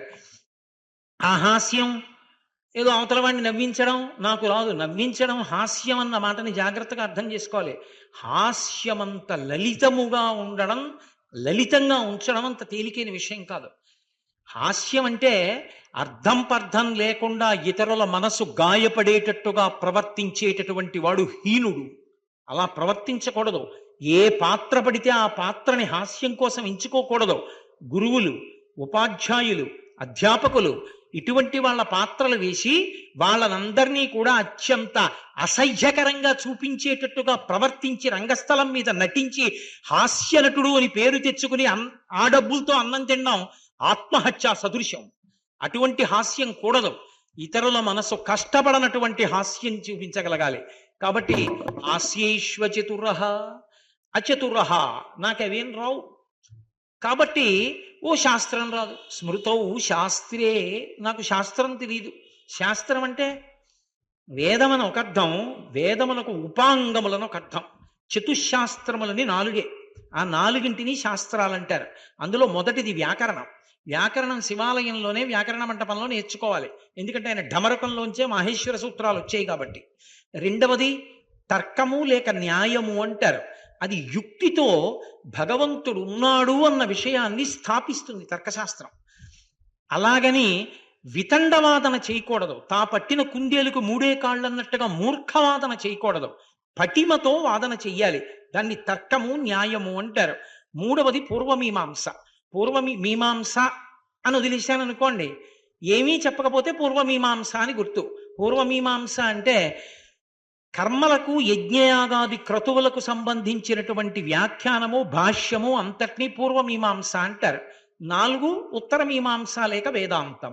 అంటే ఉపనిషత్తులు, బ్రహ్మసూత్రాలు మొదలైనటువంటి వాటి భాష్యం జ్ఞానమును ఇవ్వగలిగినటువంటిది, ఆత్మను అనుభవించేటట్టుగా చెయ్యగలిగినటువంటిది. అటువంటివి ఏ ఉన్నాయో వాటిని చతుశాస్త్రములు అంటారు. ఆ శాస్త్రములు నాకు రావు. స్మృతౌ శాస్త్రే వైద్యే శకున కవిత గాన పండితౌ పురాణే మంత్రే వా స్తుతి నటన హాస్యేశ్వ చతుర్రహ. కథం రాజ్ఞాం ప్రీతిర్భవతి మయి కోహం పశుపతే. ఈశ్వర, ఇంక రాజులు నన్నెందుకు ఆదరిస్తారు? కాదు. అదే శ్లోకాన్ని తిప్పండి. రాజులు సంతోషించి రాజుల ప్రాపకం పొందాలన్న విద్యలు నాకు అక్కర్లేదు. కాబట్టి రాజులు నన్నెందుకు పిలుస్తారు? నన్ను పిలవరు. నాకేమీ రాదు. ఏమీ రాని వాడిని ఏమంటారు? విద్యావిహీన పశువు అంటారు. నేను పశువుని. కాబట్టి మయి కోహం పశుపతే, నేనెవరో తెలియని పశువుని. నువ్వు పశుపతివి. పశుపతి ఏం చేయాలి? పశువుల్ని చూసుకోవాలి. ఆవుల్ని కాసేటటువంటి వాడు ఆవుల్ని తీసుకుని బీడుకెడతాడు. ఆవులు పాడుపడిపోయిన నూతుల దగ్గరికి, ఏట్లోకి, పుట్టల దగ్గరికి వెళ్లకుండా ఆవుల్ని కాసేవాడు చూడాలి. దానికేం తెలిసి అది వెళ్ళిపోతుంది, కొట్టుకుపోతుంది. వీడు చూసుకోవాలి. నేను పశువుని, నువ్వు పశుపతివి. పరమశివుడికి పశుపతి అని పేరు, ఖాట్మండులో పశుపతినాథ్. కాబట్టి నువ్వు పశుపతివి. కాబట్టి నేను పాడైపోకుండా ఎవరు చూసుకోవాలి? నువ్వు చూసుకోవాలి. కాబట్టి పశుమాం సర్వజ్ఞ, అన్నీ తెలుసున్నవాడా. నిజంగా శంకరాచార్యుల వారు ఎవరో ఆయన తెలీదు.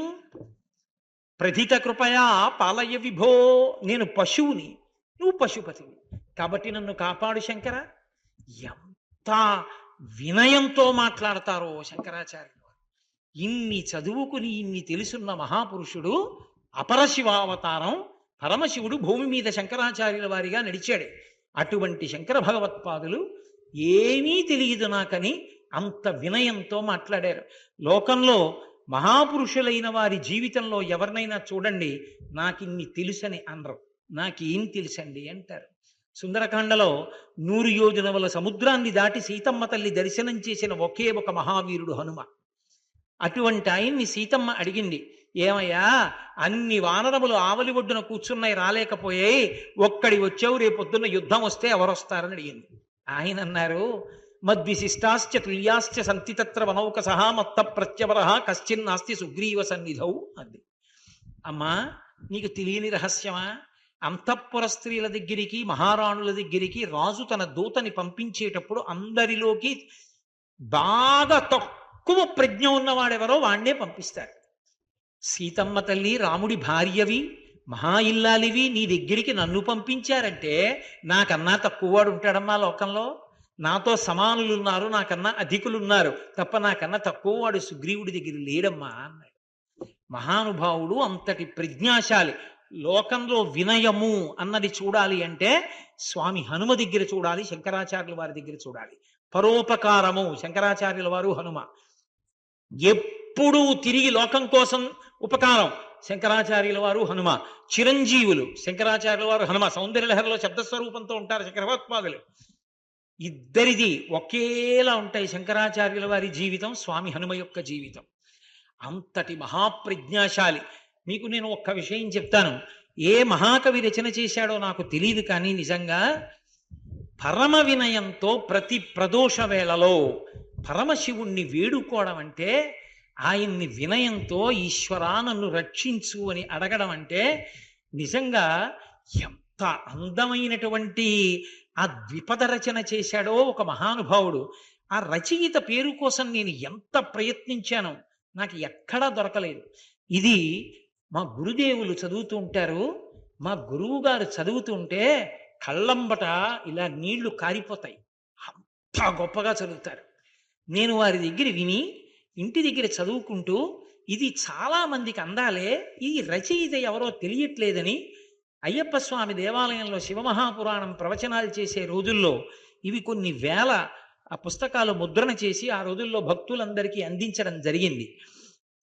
అందులో పరమశివుణ్ణి ఉద్దేశించి భక్తుడు చెప్పుకున్నటువంటి ఆవేదన, ఆర్తి ఎంత గొప్పగా రచన చేశాడో. ఇది చదవడానికి సంస్కృతం పెద్ద ఏదో వ్యాకరణంతో కూడుకున్నటువంటి భాష అక్కర్లేదు, అంత తేలికగా రచన చేశాడు.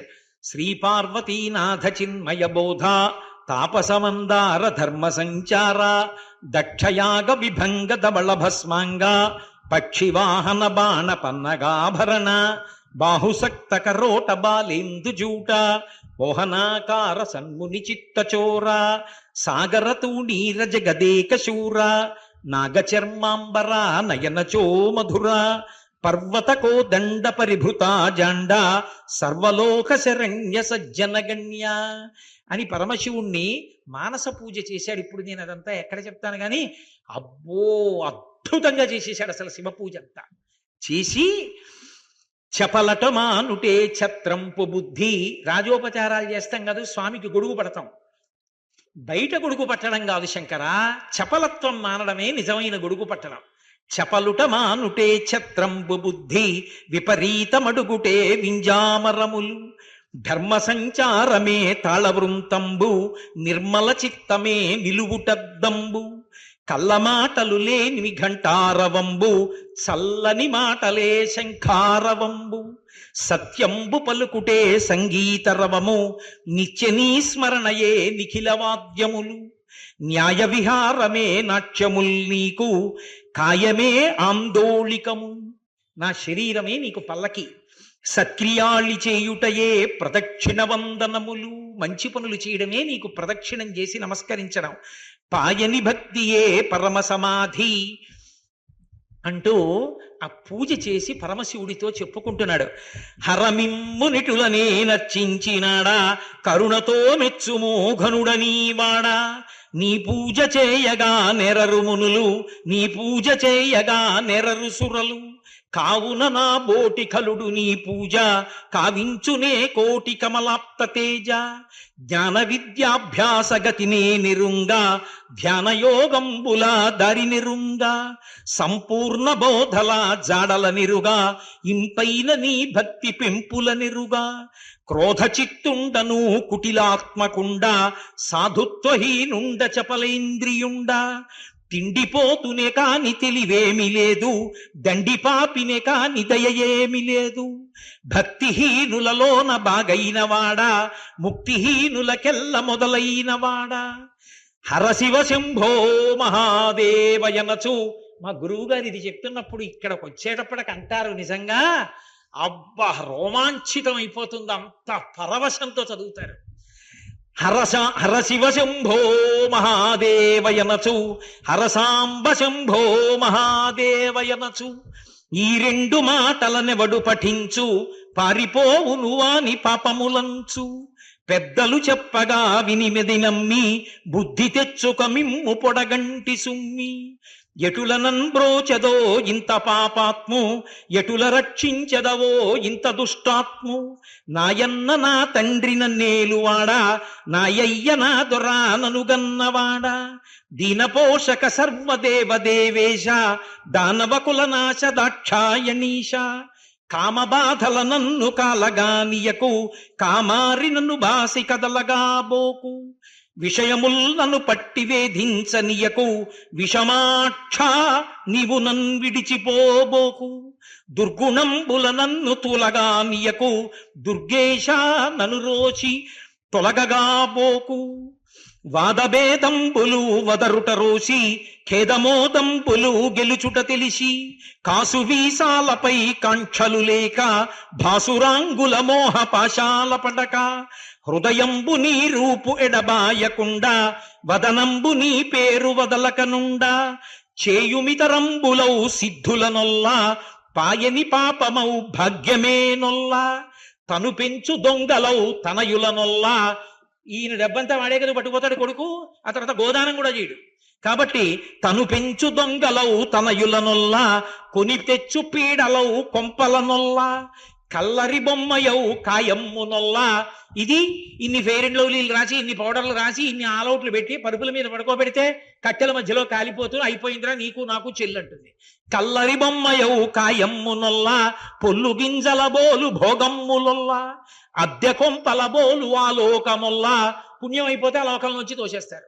అద్దె కొంపల బోలు ఆ లోకమల్లా శుద్ధులింకేలయే శుద్ధులనొల్లా నీవెనా భాగ్యంబు నీవెనా గతివి నీవెనా బంధుండ నీవెనా సుఖము ముక్కంటిని కన్న దిక్కేది జగతి మృక్కెద నీ పాదములకు సర్వేశ విన్నపం ఒక్కటి వినిపింపదలచి ఉన్ననా మొర విను అన్న పూర్ణేశ.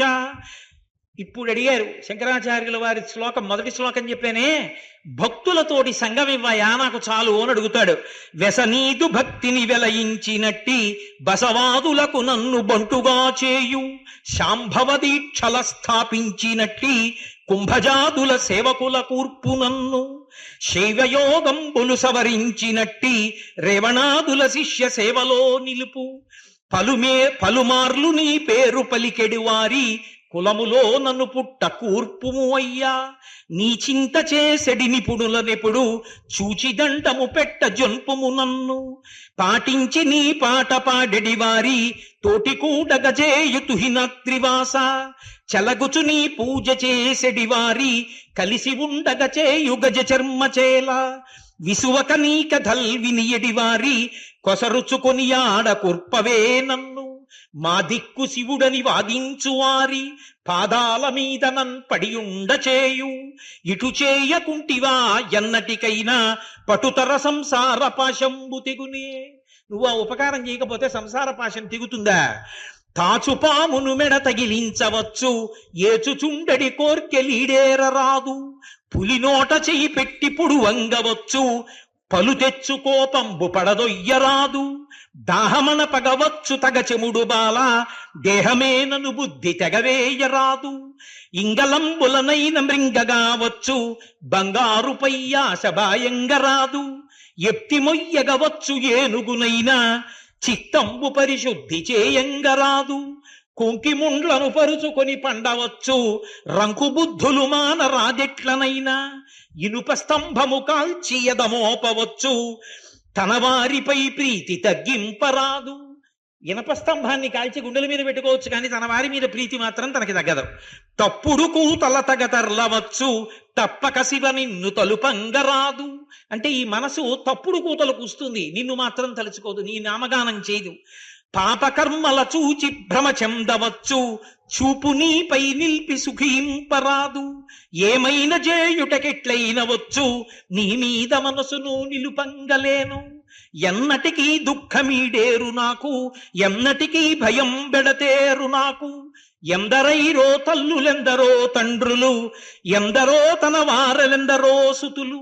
మునిపెన్ని జన్మములు చెందినానో కనజాలనయ్యవో గర్వినై పొంగి. ఏ దిక్కు నమ్ముదు ఏ దారిపోదు, ఏ దేశమున నుండి చటుకు వచ్చి తినో ఇట నుండి పోదు ఏ దేశమునకు. కటకటా ఇది తెల్పు ఘనుడెందు దొరకు, ఎందుకీ భోగంబులెందుకీ మురుపు. ఎందుకీ భాగ్యంబులెందుకీ ఇండ్లు, ముందు చావుండంగ మురియంగనగునే. చిందులాడెడి బుద్ధి చిక్కులెట్లోర్తు, నిన్ను చెందెనో లేదోనే చేయు పూజ. నిన్ను ముట్టెనో లేదోనే చేయు జపము, నీకు తెలిసెనో లేదోనే చేయు భక్తి. నీకు తెలిసెనో లేదోనే తల్చు తలపు. బ్రతకు శాశ్వతమని భ్రమసితి కాని, మృతి వెంటనే యున్నగతినేమిగాన. ఇల్లు నాదని ఎంచు ఎగసితి కాని, వల్ల కాటికి చేరవలయుటగాన. ధనము సౌఖ్యం విచ్చునను కొంటి కాని, పెనుచింతనే చంపునని తెలియగాన. మనవారు మన కౌదురనుకుంటి కాని, తన శరీరమే కాదు తన కంటగాన. తన శరీరమే తనతో రాదు, ఇంకా తన వాళ్ళందరూ తనతో రావడం ఏమిటి? ఆశలలో చిక్కి హతమైపోవు, కావున ఇది తెలిసి కడు భయమంది. దేవరా నీవే నా దిక్కని ఎంటి, నన్ను కడతేర్చవే నందితురంగా. నన్ను కరుణింపవే నా ప్రాణలింగా, కన్నులు నీకివ్వ కన్నప్పకాను. నిన్ను రోకటగట్ట నిమ్మవ్వగాను, కోరిపాల్ తాగింప కూచమ్మగాను. పిండిని తినిపింప పిట్టవ్వగాను, చీరిపుత్రుని చంప సిరియాళు కాను. వీళ్ళందరూ శివభక్తులు. పరమశివుణ్ణి కట్టి నిలబెట్టేశారు కాబట్టి చీరిపుత్రుని చంప సిరియాళు కాను. బంటుగా నిన్ను చేయబానుండకాను. కుంటెన చేయింప గురుకులం కాను, తాండవం బాడింప చెండికం కాను. ఒప్పెనో నా భక్తి తప్పెనో తెలియ, తప్పులెంచకుమయ్య తండ్రివి కాన. శరణు సర్వేశ్వర శరణు గిరీశ, శరణు జగద్రూప శరణు పరేశ. శరణు శాశ్వత నామ శరణు చిద్ధామ, శరణు శంకరలింగ శరణయ్య నీకు అంటూ ఇంకా మధ్యలో అమ్మ వెళ్ళి కూర్చోండి, అది మర్యాద కాదు, తీసుకెళ్ళండి అమ్మా. కాబట్టి వెళ్ళండి తల్లి, చాలా సంతోషం, వెళ్ళి కూర్చోండి. పరమశివుడంతటి వాడు ఆ మానస పూజకి ఆ ద్విపదకి ఎంత పరవశిస్తాడు అన్నదాన్ని శివానందలహరిలో శంకర భగవత్పాదులు ఎంత అద్భుతంగా శ్లోకాలలో ఆవిష్కరించారో అంత అద్భుతంగా మహానుభావుడు. ఆ కవి పేరు నాకు తెలియదు, కానీ ఇంత గొప్పగా శివమానస పూజ అని పేరు పెట్టి ద్విపదని, అందున ఇంకా నేను సమయాన్ని దృష్టిలో పెట్టుకుని వదిలిపెట్టాను, కానీ నిజంగా ఆవాహన చేయడం, ఆ పూజ చేయడం, ధూపం వేయడం, దీపం పెట్టడం, అబ్బో మానసికంగా పూజ అంతా చేసేసి ప్రార్థనంతా చేసేసి శివుడికి చెప్పుకోవలసింది చెప్పేసుకున్నాడు. ఆ మానస పూజలో కోరేది కూడా అదే కోరుతారు. అయ్యా నువ్వే నన్ను రక్షించాలి, నువ్వే నన్ను దుర్గుణముల పాలు కాకుండా చెయ్యాలి, శివా నన్ను కాపాడు, సత్సంగత్వాన్ని నాకు కటాక్షించు అని అడుగుతారు. శంకర భగవత్పాదులు కూడా ఇంత వినయంతోనే, ఆ వినయం శంకర భగవత్పాదుల నుండి నేర్చుకునే బహుశా ఈ కవి రచన చేసి ఉంటాడు. అందుకే అంతటి మహాపురుషులైనటువంటి శంకరులు, ఆ సాక్షాత్ కైలాస శంకరుడు కాలడి శంకరుడిగా ఈ భూమి మీద నడయాడిన స్మృతౌ శాస్త్రే వైద్యే శకున కవిత గాన పండితౌ పురాణే మంత్రే వా స్తుతి నటన హాస్యేష్వ చతురః కథం రాజ్ఞాం ప్రీతిర్భవతి మయి కోహం పశుపతేః పశుం మాం సర్వజ్ఞ ప్రథిత కృపయా పాలయ విభో. ఈశ్వరా నేను పశువుని, నువ్వు పశుపతివి. కాబట్టి నన్ను కాపాడి రక్షించవలసినటువంటి అవసరం నీ మీదే ఉంది అని అంత వినయంతో ప్రార్థన చేశారు. శంకర భగవత్పాదుల యొక్క శివానంద లహరి 100 శ్లోకాలు విన్నామా లేదా అన్నది కాదు ప్రధానం. ఏకశబ్ద సమ్యజ్ఞాత సృష్ట ప్రయుక్త స్వర్గే లోకే కామదుగ్భవతి. ఒక్క మాట పరమభక్తితో తెలుసుకుని ఆచరించినంత మాత్రం చేత భగవంతుణ్ణి చేరుకోవడానికి అది మార్గం అవుతుంది. కాబట్టి 5 రోజుల పాటు ఈ పెద్దాపురం పట్టణంలో శివానంద లహరి మీద ప్రసంగం చేయడానికి నేను ఈ అవకాశాన్ని పొందగలగడం, మీ అందరూ ఇంత భక్తి తత్పరతతో సరిగ్గా కూర్చోడానికి అవకాశం లేకపోయినా అంత దగ్గరగా కూర్చుని మీరు అంత ప్రీతితో ఈ ఉపన్యాసాలు విన్నందుకు మీ అందరికీ నా హృదయపూర్వకమైనటువంటి కృతజ్ఞతాభివందనములను ఆవిష్కరిస్తూ మీ దగ్గర సెలవు తీసుకుంటున్నాను. మంగళాశాసనపరై మదాచార్య పురోగమై సర్వైశ్చ పూర్వైరాచార్యై సత్కృతాయాస్తు మంగళం.